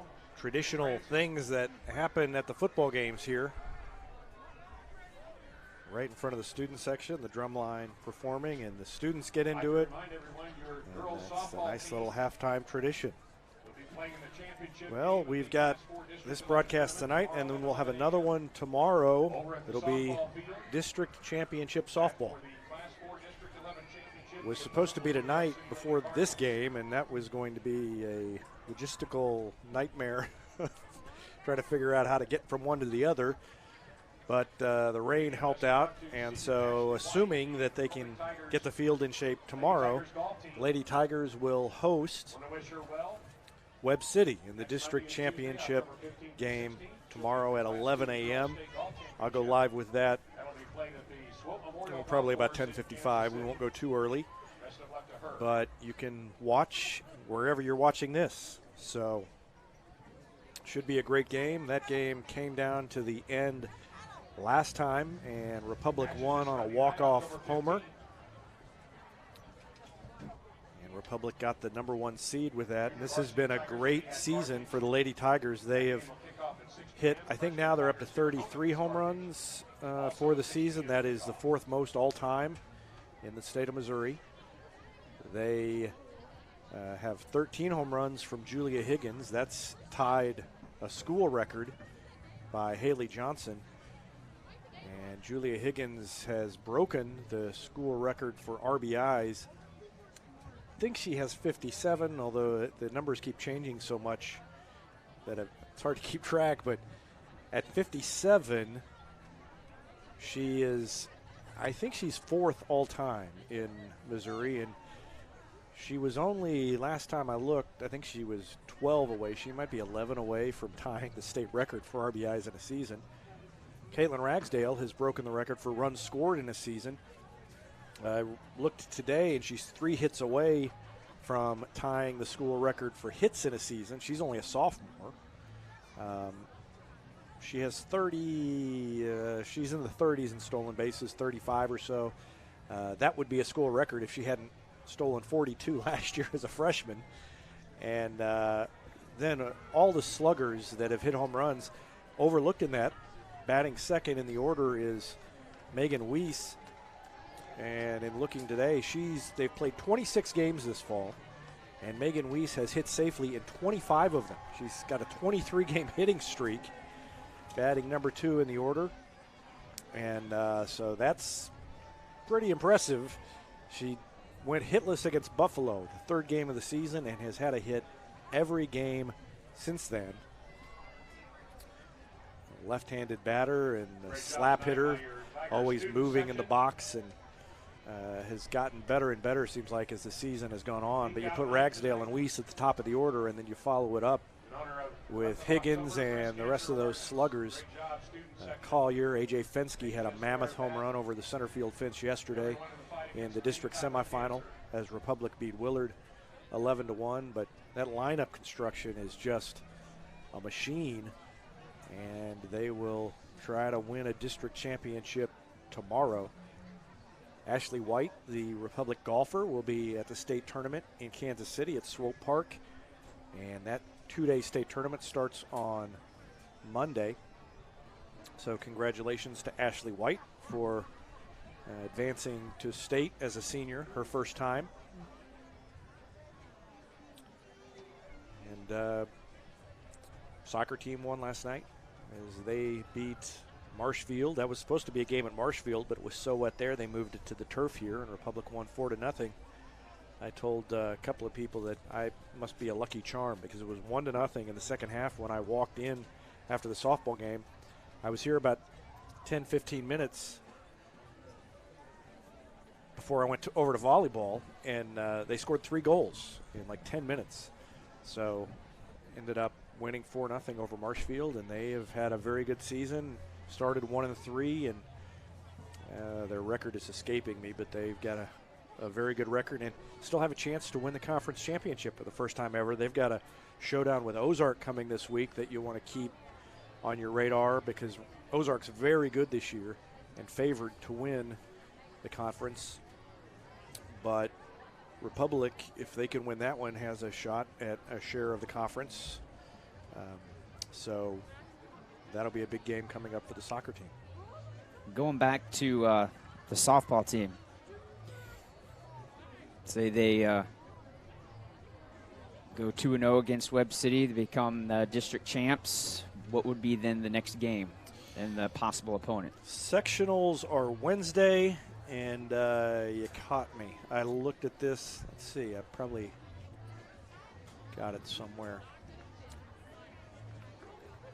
The opposing district is a Kansas City area district. And let's see here. Republic is in District 11. District 12 is that's either going to be Lee Summit 23-4 or Ray-Pec 21-7. So a couple of pretty good teams in that sectional. And you would think they would play. Where would that game be at? Do you know?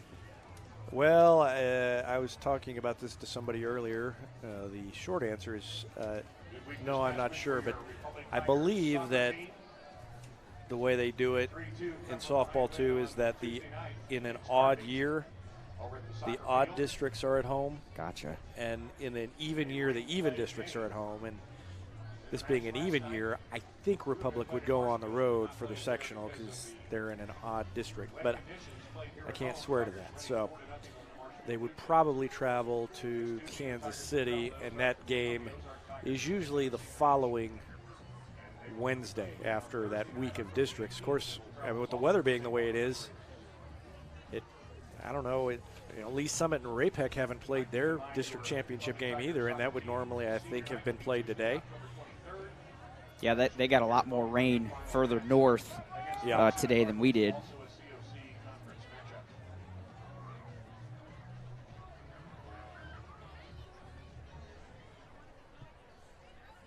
All righty. Well, Republic is set up to return the ball, and Carthage is now sprinting out. Republic will start with the ball in the second half. They won the toss but deferred.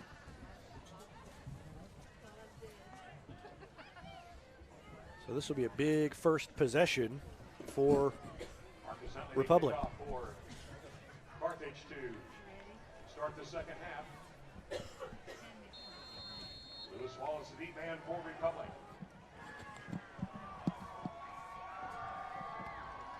Lewis Wallace deep. They're going to kick it on an angle, and Flood's going to go over and get it.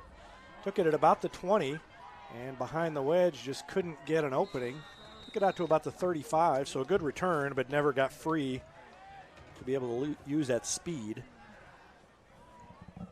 Ball taken by Cam Flood, return to the 34-yard line. Tigers will take over on the 34. 11 yards on the return. Hopefully the offense can start where they let off. Like we kind of talked about earlier, Carthage defense never really just shut down Republic's offense. It's kind of been some penalties that's kind of slowed us up. Empty backfield. Now Wallace goes over to join Hayes. They fake the handoff. Hayes keeps it and ran over the tackler and nearly got first down yardage. And a punishing hit delivered by Lucas Hayes on, I think, Mason Bryant, who was there trying to make the tackle. Bryant brought him down, but Hayes made him pay. 2nd and 1. Two-back set.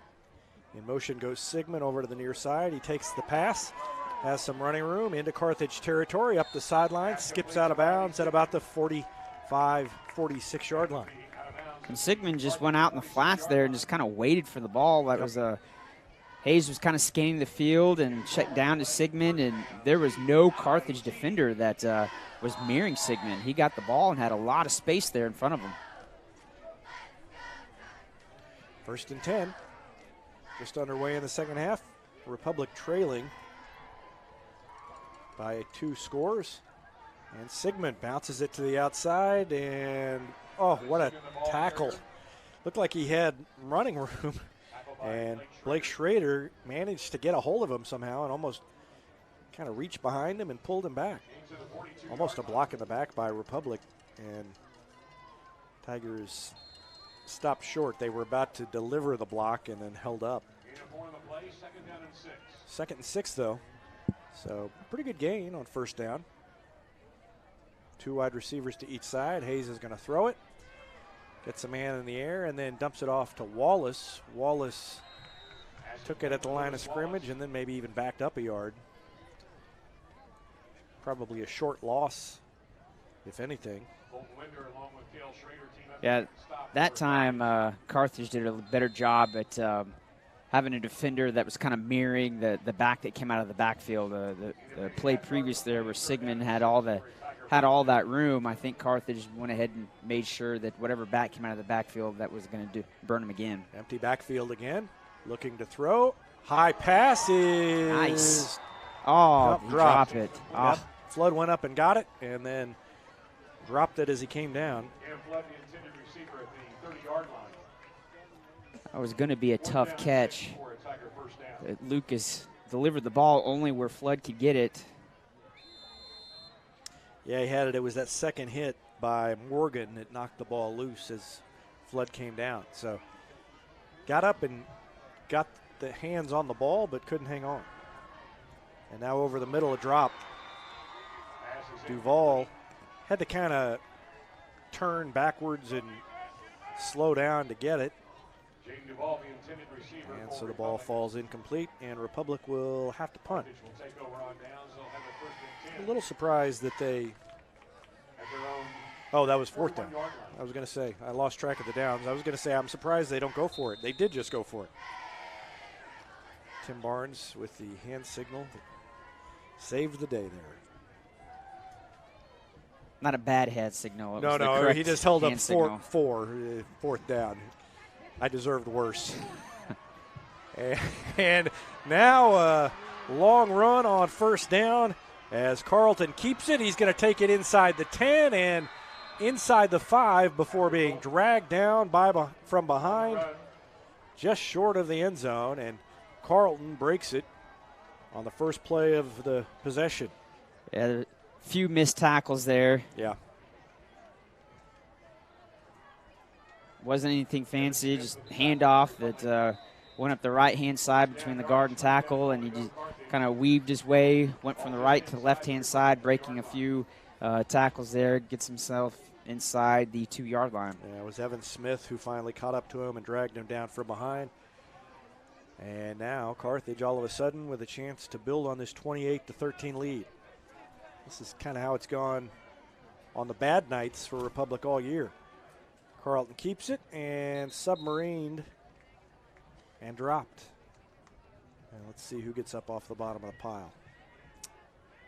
That is Nolan White, who got in there and got him. Second down. Carlton on the carry. Second and goal from the 2. Yeah, that time the interior D lineman did a great job of just making a pile. The running back had nowhere to go.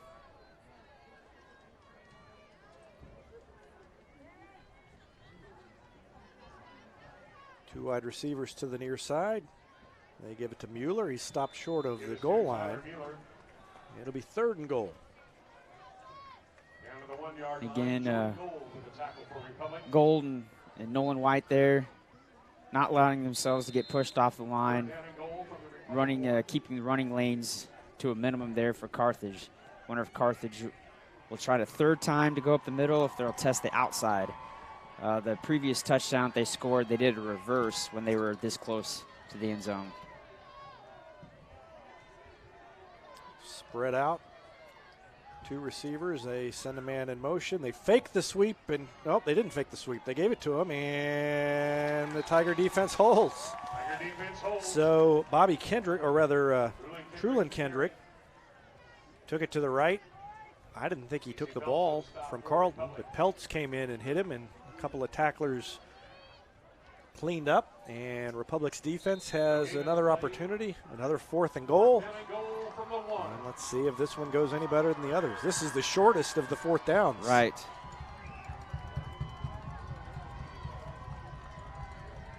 You know, when you're getting a team in 4th down situations, it's not like you're playing that badly. You're getting to the 4th down, but into the end zone they go. Another touchdown for Carthage. 4 of the 5 on 4th down. And that's not to belabor the point, but what are we going to do but belabor points, guys? We've got a long game. When you've got 4th down, you're not playing that badly. This is a game where if 2 of those go the other way, it's a close score. Extra point is up and good. Just sneaked through the upright. And so with 7:25 left in the 3rd quarter, it is 35-13. Now, am I crazy? This doesn't feel as lopsided as, even when it was probably about 35-13 at one point at Webb City late in the 2nd quarter. That's about what the halftime score was, I think. And, no, they had more than that by halftime. But that felt a lot worse than this one. Carthage is having to work for its touchdowns. They did have the long one that Carleton ripped off there. But for the most part, defense not playing badly. You're exactly right. Carthage has only had 2 big plays. Most of the time, Carthage is getting, what I call medium-sized chunks there, somewhere between 4 to 6 yards a play. There's been some times where, we've tackled them for a loss. So even though the score, like you alluded to, looks a little lopsided, Carthage has had to work for everything they've gotten so far this evening. So Carthage tees it up again, and we'll kick it again. Marcus Huntley going to get a good long run at it. A kicker that takes a 10-yard run before he boots it. And Sigmund takes it at about the 10, breaks into the open to the 30, to the 40, zigzags out past the 50, and brought down in Carthage territory. So a good return by Riley Sigmund, and that's where the Tigers will take over. Sigmund's out there at every facet of the game. Kickoff, kick return, defense and offense. You would think a guy that's out there so much. It would be a little gas, but as you can see right there, he's running just as fast now as he was in the beginning of the game. So 7:15 left in the third.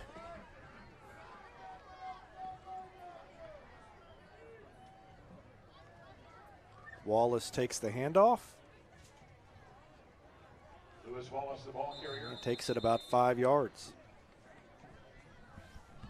And that's kind of what the offense has done for the most part. They haven't had too many negative plays. The only real negative plays I can think of off the top of my head has been some of the fumbled balls there on handoff, but you take those away, most of the offensive plays have been put for positive yards.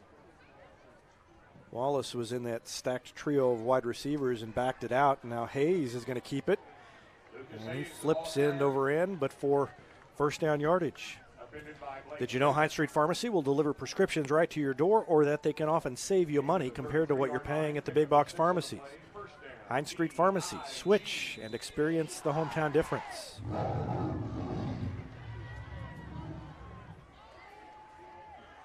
First down for Republic. Sigmund, big yardage. Between a couple of tacklers, still on his feet inside the 20, muscles his way down inside the 15 to about the 14. Good run by Riley Sigmund. It is so hard to take down. How many times has he kind of juked a Carthage player at the last second? It kind of looks like he's going to go down, and he kind of puts a last second kind of spin or juke there. Yep. He's able to get every yard. He's working so hard tonight. So another first down for Republic. High snap. Hayes gets it, hands it off to Sigmund between a couple of tacklers down inside the 5, near another first down. I think he may have gotten it. If not, it's going to be awful close. I think they're going to give it. I think he's a little short based on the mark. Oh. That second down marker, I don't think you can get any close to the first down marker. Yep.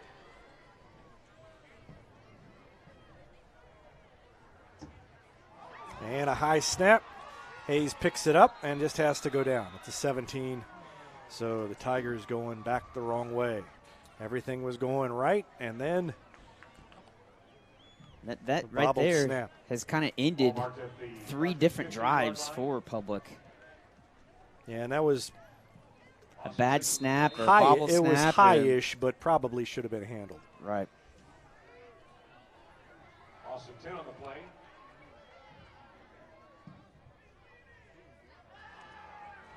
Hayes looking to throw, trying to get out of trouble. Gets it off into the end zone. Flood went up, had a guy hanging on him, no call. And I'm going to say it was incidental contact.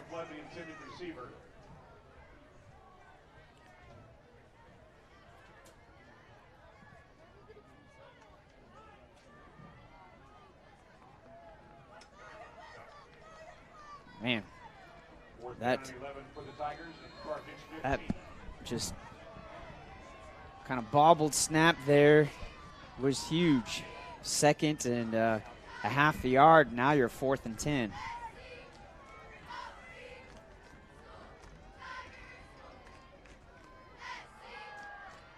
Hayes in trouble again. Rolls to the near side, looking. Going to try and run it, and has nowhere to go, and brought down, and the Tigers turn it over on downs for the second straight possession. Any day's a great day to send flowers. Heaven Sent Flowers and Gifts has been your local florist in Republic since 1987, offering free local delivery. Call them at 732-1334 or go online to heavenssentflowers.com. When you're looking to buy or sell a home in Republic, you want someone who knows this market and who also knows marketing. You want the team at Sue Carter Real Estate Group. Sue's been helping families with real estate needs here in Republic for 15 years and has assembled Republic's biggest and best team of real estate professionals. They're innovative, hardworking, and committed to helping you. Whether you're buying or selling, put them on your team. The Sue Carter Real Estate Group. It's about home. And false start for Carthage, so they will back it up the other way.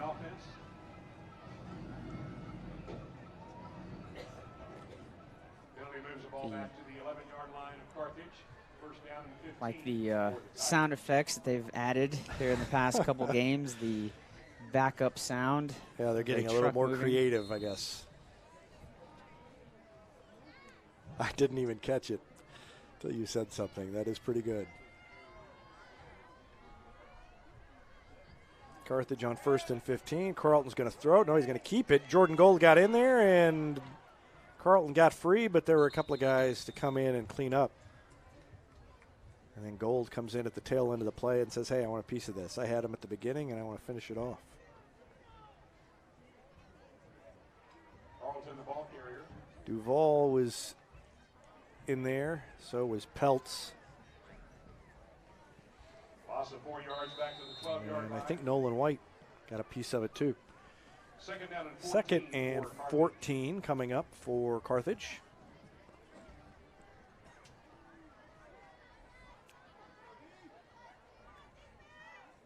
Two wide receivers to the right. They send a man in motion. They fake the handoff and a roll right. Carlton under pressure. Gets away, backs up, throws it out of bounds. Good heads-up play by the sophomore. Carlton was about to get hit and dropped for a big loss and got rid of it. 3rd and 14. Hetty Barbecue Company's home to great barbecue, including the famous Pig Nasty Sandwich. They're also home to the Mid-Missouri Bank Repmo Football Show every Wednesday night. Go in and check them out or call them for takeout at 732-4BBQ. And State Farm Insurance is there anytime, anywhere you need it with helpful advice and award-winning service. In Republic, call Chris Yoakum at 732-1463 or go online at chrisyoakum.com and get to a better state. 3:53 left to go in the third quarter. Carthage deep in its own territory. Carlton looking to throw. Steps up, throws it on the far sideline and caught for first down yardage by Jaden Morgan. Morgan went right to the marker and a step past it, and Carlton delivered the ball. Gain of 16. First down, Carthage. And that's kind of been the story of the evening, that 3rd and 4th down has just kind of been the killer for the defense. Carthage has always come up big, even if it's 3rd and long or 4th and long. 3:35 and ticking in the third. And a design run. Carlton is going to keep it. Now he steps back the other way, and Peltz was there to grab onto his legs and not let go. Gain of maybe a yard. Second down. Gain of 1 on the play, second down and 9. Casey Peltz with a stop for Republic. Kind of looking out towards the light, that kind of light mist, heavy sprinkle, whatever you want to call it. It's just been consistent all night, but really hasn't affected either team. There really hasn't been any, look like a ball slipped out of anybody's hand. Yeah, maybe the last snap that Hayes missed. The others have been just sort of botched exchanges. That last one might have been a little slippery. And speaking of slippery, Jaden Morgan took the catch, and a couple of tacklers slipped off of him, and he got out near a first down. Tiger defense looked like it was there, and Morgan just kept slithering forward and made his way near a first down. 37-yard line. 3rd down and 1 coming up for Carthage. 3rd and 1. 3rd and 1, this spot on the field, this is the kind of play where most nights the crowd would be getting fired up. It's a big play. They've had their hearts broken on 4th down so often that 3rd and 1 is not really doing anything for them. Flag came in the middle of the play there. I think it's going to be a low block or a chop block on Carthage. So Carthage will not have a first down, and this will back them up. 2:09 left in the third quarter. Whether you have a hole in your roof or you're missing a single shingle, you know who to call in Republic. It's Mike Mansker and the team at Absolute Roofing. Give them a call at 869-0444 or find them online at absoluteroofers.com. Hey. I guess that was not what we thought it was. Oh, okay. I know the defense could block below the knee. No, well, I guess that's a new one. Defense. If we're blocking for Carthage, we've got a problem. Right. Huh. So it goes into Republic territory. And now we got a whistle and a Flag comes in. If this is illegal procedure on Republic, I'm going to be very confused. Let's see. That's offside. So this one will back up Carthage. There's the backing up truck sound effect. Still confused on that previous play. It'd be interesting to see what they told Coach Baldwin. Yeah, I mean, there was not a huge argument about it, so they just picked up the ball and went the direction opposite of where we expected. Long pass up the sideline, and it is caught. What a catch into the end zone. Wow. Jaden Morgan, fingertip grab at a full sprint with a man on him. I think he had 2 men on him. That's the crazy part. Hit him in stride. Yeah, what a pass, too, I was about to say, by Carlton. Well, he slowed up, and Tiger defense just didn't get turned around to look for the ball. And another touchdown for Carthage. Almost said another touchdown for Carlton. I guess that's kind of the same thing tonight. 41-13. Extra point attempt coming up. And a line drive kick through the uprights, 42-13.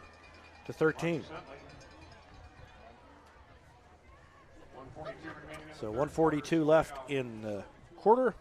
We're going to take a break and be back after this.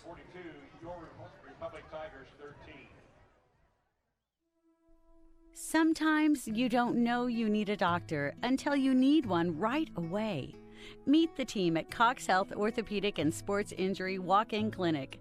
Our experts can treat fractures, sprains, dislocations, and other action-related injuries in all ages.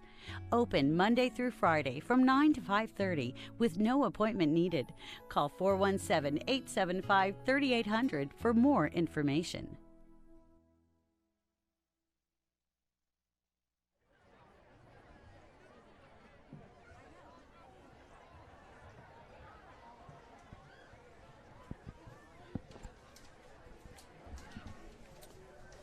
So Republic to get the ball back, trailing 42-13 now.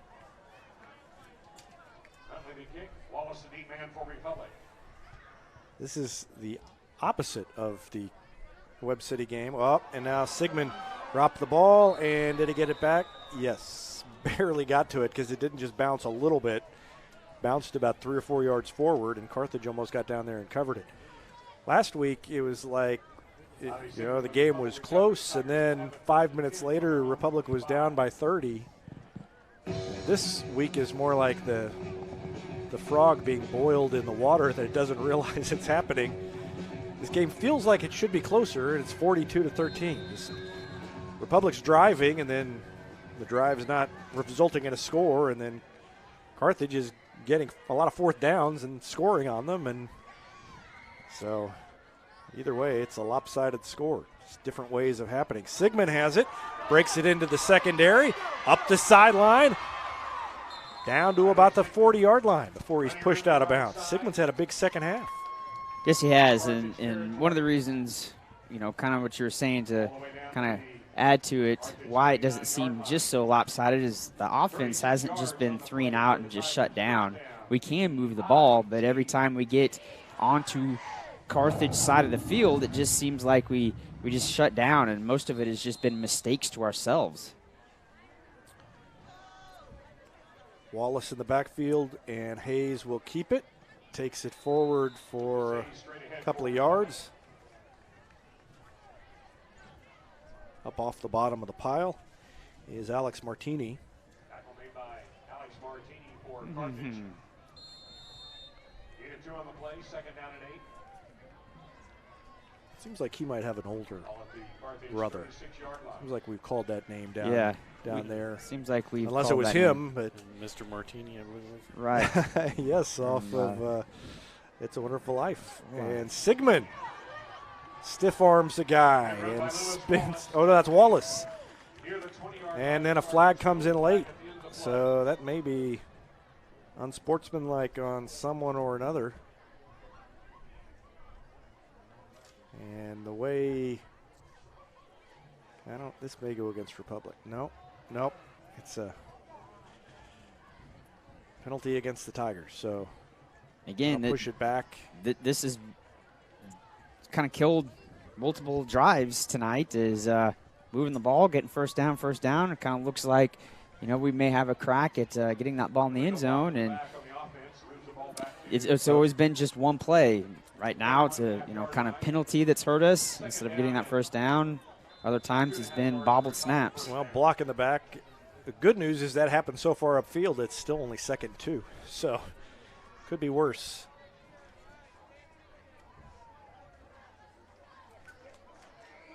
Hand off to Sigmund. And he carries the pile. Took about 5 white jerseys to get Sigmund pushed out of bounds. Well, he does, he's so small that you do not expect him to be able to do the things he does after he's hit. He does a great job after that first hit of staying on his feet and not only making tacklers miss, but then if they do hit him, he has the balance and the strength to keep going. And it's going to be quite a duo, as he'll be back next year, and Tigers will have some players back next year on the offensive side. 42-13 they trail here. Wallace keeps it, and he is hit and dropped. Initial hit, I think, was by Cale Schrader. That will probably be the end of the third quarter. Yep, that brings us to the end of the third. And Carthage with a 42-13 lead.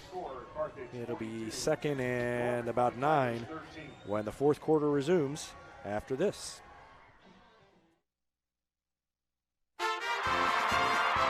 Mid-Missouri Bank is proud to support Republic Athletics. Bank better with Mid-Missouri Bank at our Republic location or on the go with our free mobile apps and easy online banking. Even get your Tiger Athletics Mid-Missouri Bank debit card with no wait at any of our 14 locations. Mid-Missouri Bank. Live, work, play, bank. And of course, go Tigers! Mid-Missouri Bank. Equal housing lender. Member FDIC. Jack Shack, Cracker Jack Shack, we've got your back. Hey now, Cracker Jack Shack, custom t-shirts, polos and caps. Cracker Jack Shack, we've got your back. Printing and stitching, hey, that's our knack. Coffee mugs, pins, frisbees and more. Cracker Jack Shack, your promotional store. Creative ideas, and that's a fact. Always on time and right on track. Cracker Jack Shack, we've got your back. Cracker Jack Shack.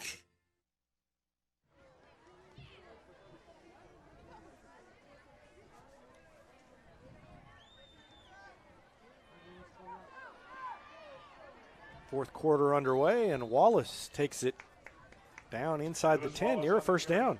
Good carry by Wallace on first. A great job running outside of the tackles.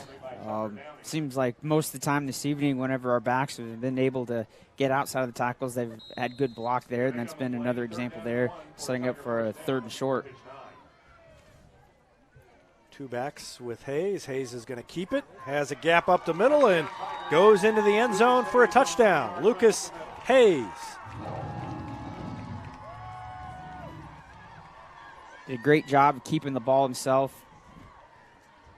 And what an opening opened up by the offensive line.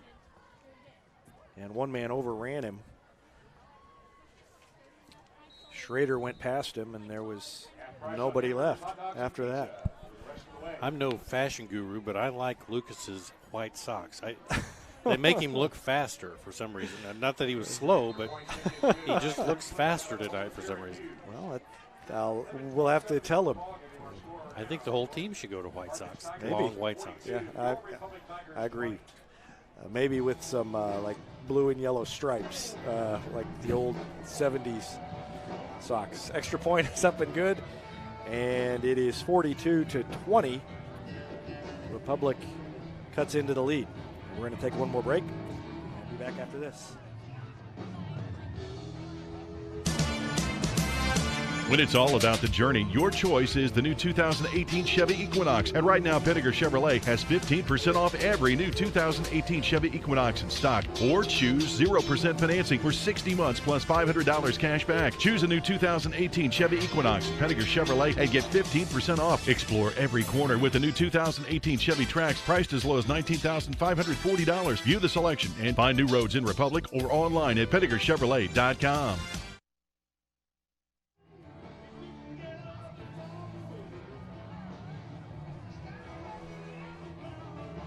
I have to say, when you started that sentence, I had no idea where you were going with the white until you got to the White Sox. I was like, well, Did I that don't make see you anything. nervous? I did. Yeah, I just didn't know. I guess I wasn't paying close enough attention. I was like, is he wearing, floral gloves? I didn't know what it was. Could be anything. And they're going to try an onside kick. They get the bounce, and they may have recovered it. I think he got it, yeah. Bounced high. And Logan Watson comes in and right. grabs the foot of Bobby Kendrick and pulled him out of the pile. And the Tigers did recover it. So let's see. Picture perfect Yeah, kick. Cam Flood went up high and got it. And Republic gets the recovery with 11:24 remaining. So And that's exactly how you practice it. That's how you want it. You want it to kick it, and it kind of rolls and then pops up in the air. It gives your guys the opportunity to run underneath it and get it. So 4 wide receivers. Hayes is going to throw it, and they're going to throw a screen, and it's almost picked off. Wow, by number the 68 was right there. Yeah, that was Andrew Rainey, the offensive lineman. Hayes just didn't throw it. The key to the screen is to throw it over the line, and he didn't do it. He didn't put any arch on it. No, it was kind of just a straight pass, and like you said, you got to throw it over the D lineman, and you got to factor in too the D lineman's going to probably stretch his arm up too. We'll get 4 wide receivers now as Wallace comes back to the backfield, and he's going to run it to the near side. Has an opening down inside the 30. First down yardage for Republic. Move the chains. 11:14 left in the game. You know what? I like the fact that the Tigers try the onside kick, recover it, and are still saying, hey, as long as we've got life, let's go for it. Yeah, there's a lot of game left. There's 11 minutes. And now a whistle and I guess a timeout. Yep, Carthage wants to talk things over and see if the defense can gather itself. So let's see if Republic can keep the momentum going after this. When you need a plumber, you usually need one fast, but you also want one who will do the job right. In the Republic area, that's Far Better Plumbing. Whether it's residential, commercial, or you need excavation, call Far Better and let them take away the stress of your plumbing problem. Call them at 864-8703 or find them online at farbetterplumbing.com. Every insurance company hopes you drive safely, but Allstate actually helps you drive safely with DriveWise. It lets you know when you go too fast and brake too hard, with feedback to help you drive safer, giving you the power to actually lower your cost. Contact Republic agent Jesse Pritchett to learn more. That's Allstate agent Jesse Pritchett in Republic.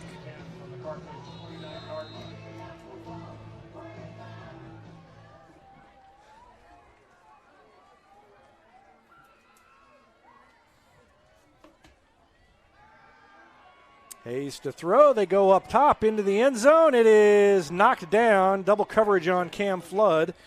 And good defense by Carthage. I like the aggressiveness there, going for the touchdown instead of just trying to go and get the first down there. You know, even though there is just under 11 minutes left, you are kind of running a little bit out of time there, so the aggressiveness, trying to score that touchdown quick. Yeah, I mean, you've obviously got to score fast if you're going to try and get back in it. Wallace takes it down inside the 20. I think he's got another first down.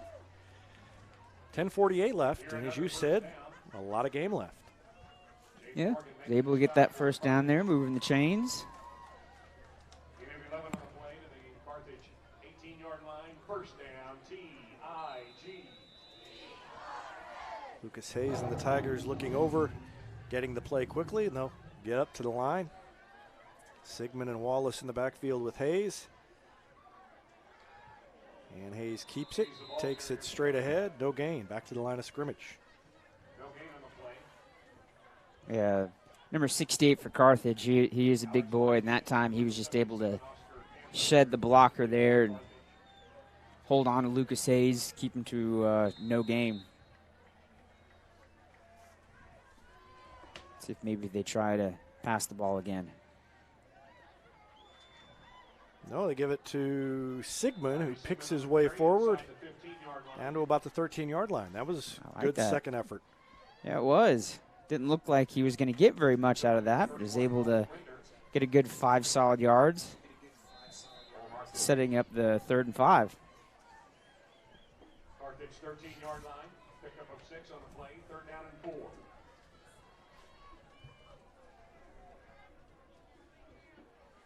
Wallace takes it right, cuts it back inside, and I think he may have another first down. Yeah, get the first down there, setting up first and goal. Carthage 7-yard line, first down, T-I-G. First down and goal. Offense, everybody's looking over at the sideline. Got 2 different coaches signaling things in. We got 3 wide, 2 backs.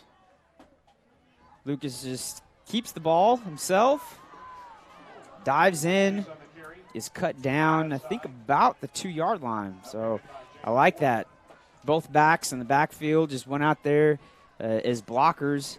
That was obviously going to be a Lucas Hayes keeping the ball the entire time there.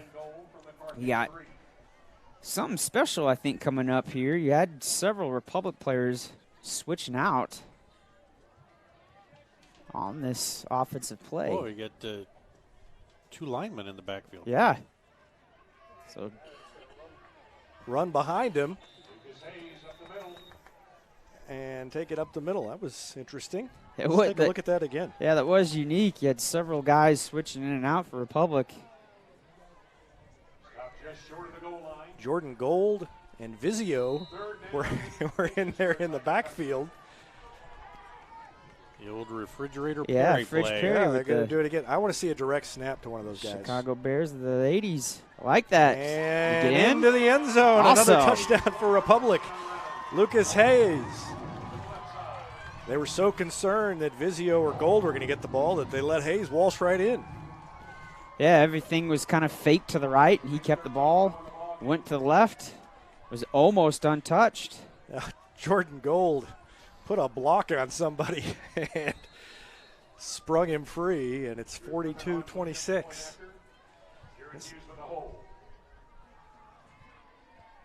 Kick is up and no good. Off the upright.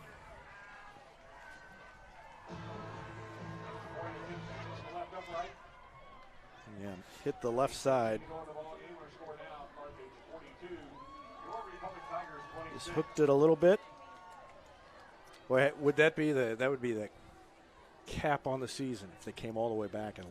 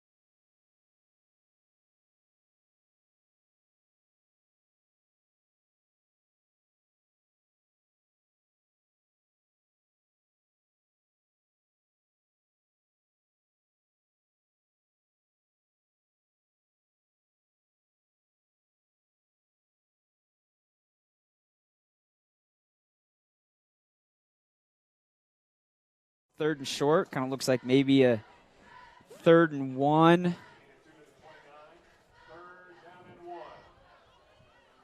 But for most teams, if they wouldn't be able to get the first down here, they'd punt. But Carthage has gone on 4th downs multiple times and has succeeded throughout the evening. So for Carthage, this is kind of 2 plays here to get this first down. Yeah, Carthage has scored on every drive. Wow.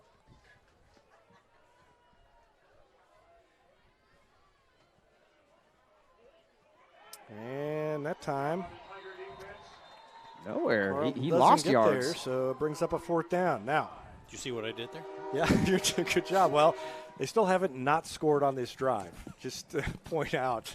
I don't know. Yeah, this is not. I mean, they're going to go for it. I think no, they're going to send on the punt team. I don't know what they're going to do. What would you guys do? I would punt the ball. You would think so, but I mean, Republic has been. There's 6:18 left. But man, if they get to stop here, this is a game. Yeah, he's going to punt. Okay, yeah, took the step back. So they avoided the big return, but it took a Republic bounce, and Republic will take over on the 50. I'll bet you if they knew that was going to happen, they would have gone for it. Yeah, sets up a short field for the offense.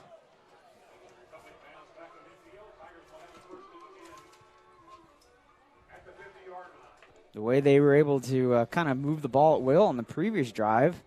If I'm Carthage, I'm a little worried right now, giving the ball back with 6 minutes left in the game.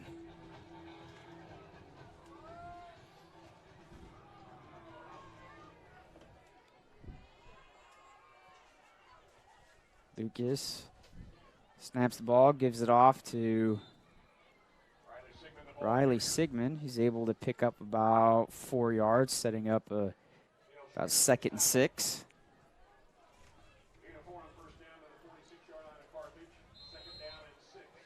The previous drive, Republic's offense was able to just kind of get 4 to 6 yards of play there, kind of methodically moving the ball. Lucas waiting there. I think they were trying for a reverse there, I think is what it was. Yeah, handed the ball off to yeah. Wallace, and they exchanged in the reverse. Ball on the ground. Wow. Defense comes up big, makes Carthage punt for the first time. Yep, tried to give it to Duval, and Duval just couldn't hang on and ends up in Carthage's hands. So big turnover there. Republic actually got itself in a position to be back in the game. Let's see if the defense can make a big play.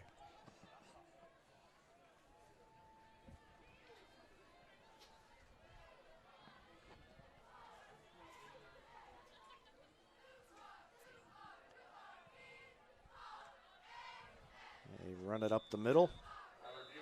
Mueller takes it about 6-7 yards on first down. 42-26. Credit Republic for hanging in there. Yeah, that turnover was big. It kind of looked like things were kind of shifting in our direction here to maybe pull off something late, and may not, for not here as we go under 5 minutes.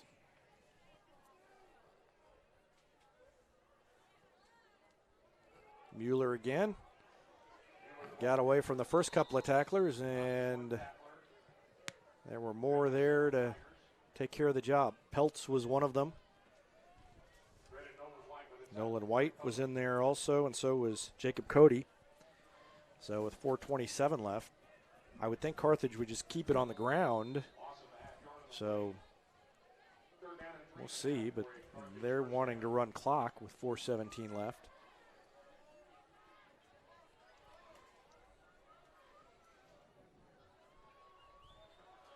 Big offensive line comes up.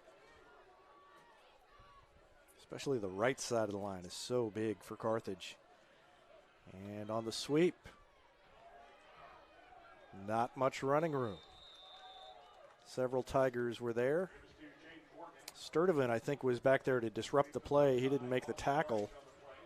Tomasoff was in there on the tackle. Gold was a part of it as well, but it brings up another 4th down. Carthage got to feel right at home here. 4th and 4, 3:33 left in the game. 42-26 Carthage. This offense has gotten better and better. You know, the mistakes tonight have been kind of a step back, but they've moved the ball on this Carthage defense.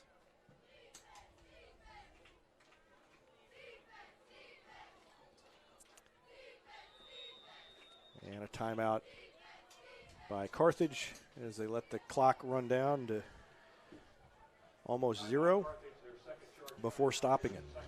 Central Gas Propane is a locally owned and operated propane company offering exceptional customer service when you need it most.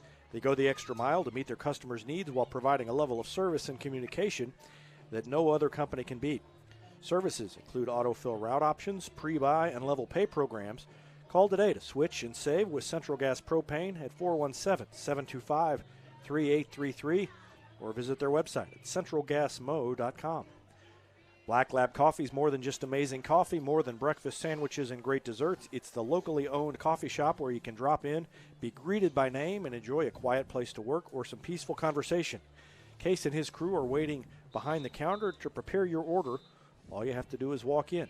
Black Lab Coffee at 545 East Elm Street in Republic. 3:07 left. Carthage with a 4th down coming up. Tigers could really use a stop here. And if they got the stop, they'd still have an outside chance. I mean, it's gotten to the point where they wouldn't even need, like, really a miracle to happen if they got the ball back here. They'd need to play well and get some breaks, but it wouldn't require a miracle. Pass in the flat, diving forward, short of the 1st down. The Tiger defense does get the stop. Nolan White was there. So was Jaden Duvall. I think Tomasoff may have been a part of it as well.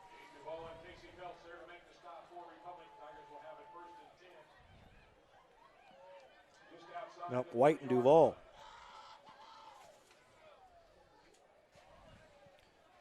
So Republic gets the ball, trailing by 16, 3:01 left. This is when the offense has definitely got to be mistake-free here. Wallace in the backfield with Hayes. He drops back to throw. He dumps it over the middle and dropped. Thrown a little bit behind Duvall, and coming up and making the hit defensively was the linebacker, Colton Winder. 2:57 left in the game.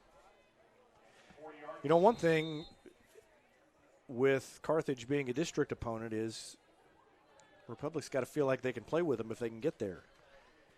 And they know they can play with Branson and Nixa, and they've definitely been an improving team. Rackley bobbles it and can't hang on, almost picked off. Rackley bobbled it a couple of times, and Blake Schrader came in and dove for it and almost picked it off. Yeah, ball was thrown just a little bit behind Rackley. If it was maybe thrown to, leading him in the front, he would have been able to catch it and maybe gain an extra yard or two. But brings up a big 3rd down here for this offense.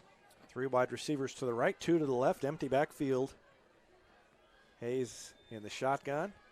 He is under pressure and gets away from one man and then throws it back to the middle. Is that grounding? I don't see a flag. There was somebody close enough, I guess. Wallace may have been close enough to ward off the flag, and that brings up 4th down and 10. Tigers will go for it here. They're going to rush around and see if they can. I thought they were going to rush around and see if they could catch Carthage off guard. I think Coach Baldwin's going to call a timeout. Yep, so he'll talk things over and see if he can come up with something that gets them a 1st down and keeps the drive alive and would let them score in a hurry. Farmers Insurance has been providing quality, affordable insurance since 1928. In Republic, Farmers agent Nathan Dixon has a game plan for all your insurance needs. And teachers ask about Farmers Education discount. That's Farmers agent Nathan Dixon. Call him at 732-2900. It's easier than ever to get your Rocco's Pizza fix. Place your order on their website at roccositaliankitchen.net or call them with one tap inside the Republic Tiger Sports mobile app. And don't forget dessert, because now Rocco's is serving homemade ice cream prepared right on site. Rocco's Italian Kitchen. Pizza, pasta, perfection. Southern Sun Electric is a proud sponsor of the Classroom Spotlight. They encourage all student athletes not to settle for just good enough on the field, on the court, or in the classroom. Keep pushing yourself to higher levels and go Retmo from Southern Sun Electric. 4th down. Hayes is going to throw and fires it over the middle, and it's incomplete. Tried to hit Sigmund and led him too much. That's really the first pass that Hayes has thrown that wasn't a very good pass. I mean, he's been maybe a little bit high or a little bit behind a receiver, but that one was 2 or 3 yards off the mark of where it needed to be catchable. And so the Tigers turned it over on downs. How many times have they turned it over on 4th down in this half? That's at least 3. Or at least it feels like 3. If there's anything that has improved throughout the year, the passing game has probably been the most improvement on the offensive side of the ball. Yeah. Like I said, Tigers, if they play well come district time, they may get another shot at Carthage. And now they know they can play with them, even though Carthage would obviously be a big favorite. 1st down run. Carlton keeps it, takes it about 3 or 4 yards.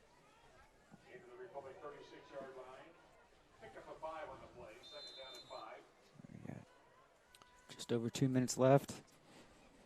Yep, 2:15 and counting.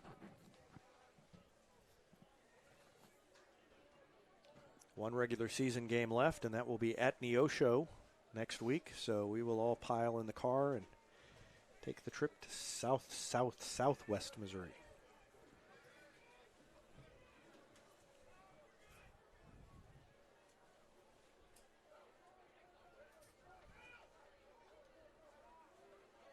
Carlton, the keeper again, fights his way for maybe a yard before Gold brings him down. And Smith in there as well for the Tiger defense. Vision Health Eye Center, outstanding eye care, exceptional eyewear. From glasses, prescriptions, and contact lens fittings to emergency eye care, they help your family see, feel, and look better than they ever have before. Check them out online at visionhealtheyecenter.com. Since 1986, Yoakum Automotive's been the hometown auto repair shop you can trust, and with their new customer communication system, their mechanics will show you exactly what's wrong with your car and let you sign off before the repairs are made. That means you get back on the road even faster. Call them. Make an appointment now at yoakumautomotive.com. And face mask. Yep. I think there's going to be a face mask, and another flag came in late, too. I don't know if that's going to be a separate incident. Yeah, you could tell.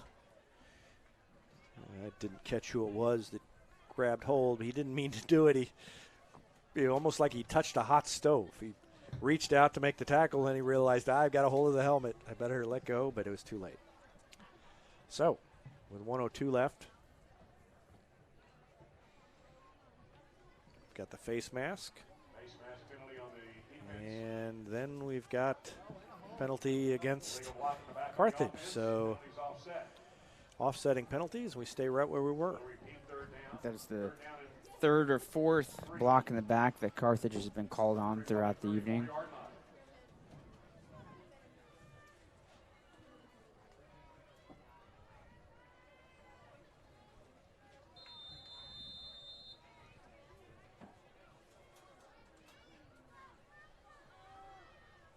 Third and either a long 3 or a short 4. Take your pick.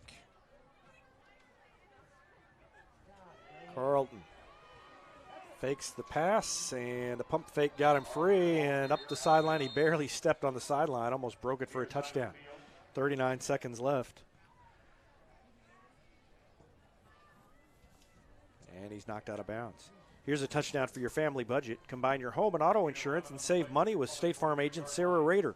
Call her at 732-1414 or find her online at sarahrader.com.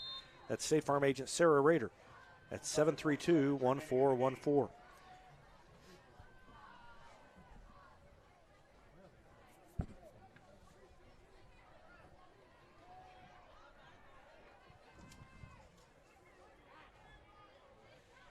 first down. Carthage could take a knee here. I think that's what they're going to do. Yep. Oh, and a flag comes in. Oh, boy. Real stickler.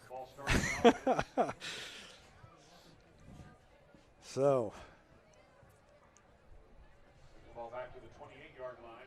It'll be Republic should decline that on principle. They're going to back them up 5. I think that's the first time I've ever seen that. A false start called on the victory formation play. I don't know what they were. Why would you need to leave early? I don't know what happened. So let's try this again. There we go. Everybody was in the right place and did the right thing, and that is not going to quite do it, I don't think. We'll see. Yep, that's going to do it. Down under 25 seconds left, so they'll just let the clock run down, and that'll be it. Final score, Carthage 42, Republic 26. And we'll wrap up the game after this.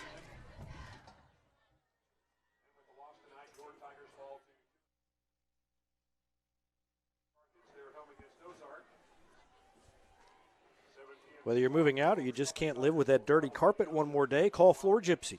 From floor to ceiling, wall to wall, and everything in between, they get it clean.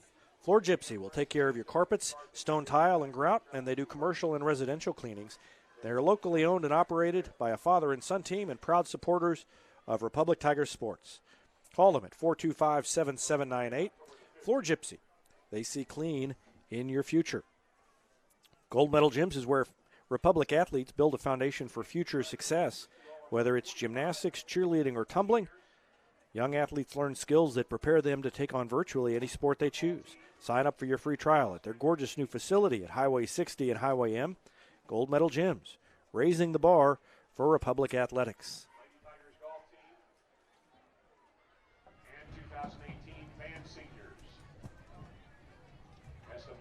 Well, Rich Miles, Tigers played hard enough and well enough in the second half to give themselves a chance, but just couldn't quite get over the hump, and it seemed like they just made mistakes at key times, and Carthage made big plays at key times, and that was the story of the night.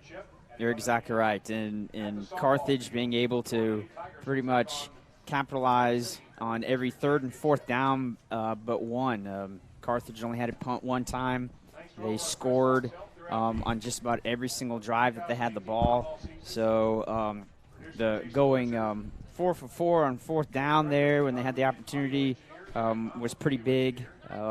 Sometimes where the defense held up pretty tough there, but then would, the next drive would have a couple plays where they would have some missed tackles. The offense, same thing. There'd be some times where the offense looked the best that they've been all season, been able to get some first downs on some good runs, and passing game looks like it's improved, but you throw in a fumble and some bad snaps has, at the most wrong time that you could possibly pick it.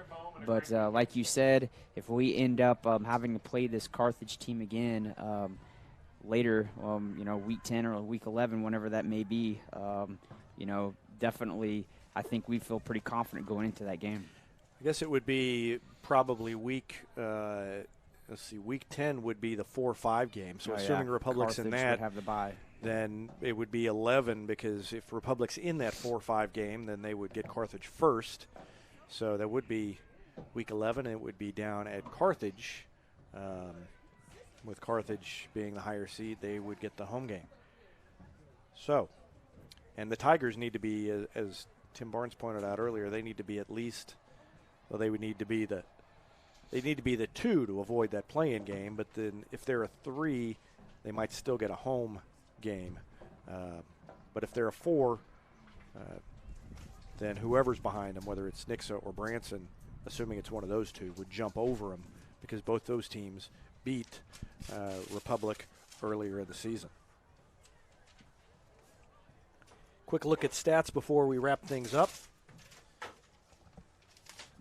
Tigers had 311 total yards, 272 on the ground, but only 39 in the air. Lucas Hayes was only 4 of 11 passing. I would have felt like he was better than that. I would have thought he completed more than 4 of 11, but Tigers struggled with the passing game. But the rushing game was there and was strong, and they had 272 rushing yards, 100 yards even for Lewis Wallace, 98 for Riley Sigmund. So pretty balanced attack, and Lucas Hayes carried it 17 times for 69 yards and 3 touchdowns. So once again, the final here, Carthage beats Republic 42-26.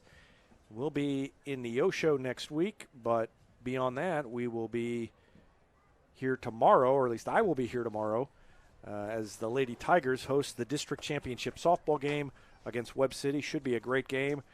If you can get out and watch it, I highly recommend it. The sun will not be in your face because it's a morning game, 11 a.m. And if you can't make it, tune in wherever you're watching now, and you'll be able to watch that game tomorrow as the Lady Tigers play for a district championship. And I'll have all the district game or all the playoff games as long as the Lady Tigers keep at it, right up through the Final Four, if they could make it that far, right up to the end. So we'll keep following the Lady Tigers. Final score here tonight: 42-26. Carthage gets the victory. Thanks for watching Republic Tiger Football on Republic Tiger Sports.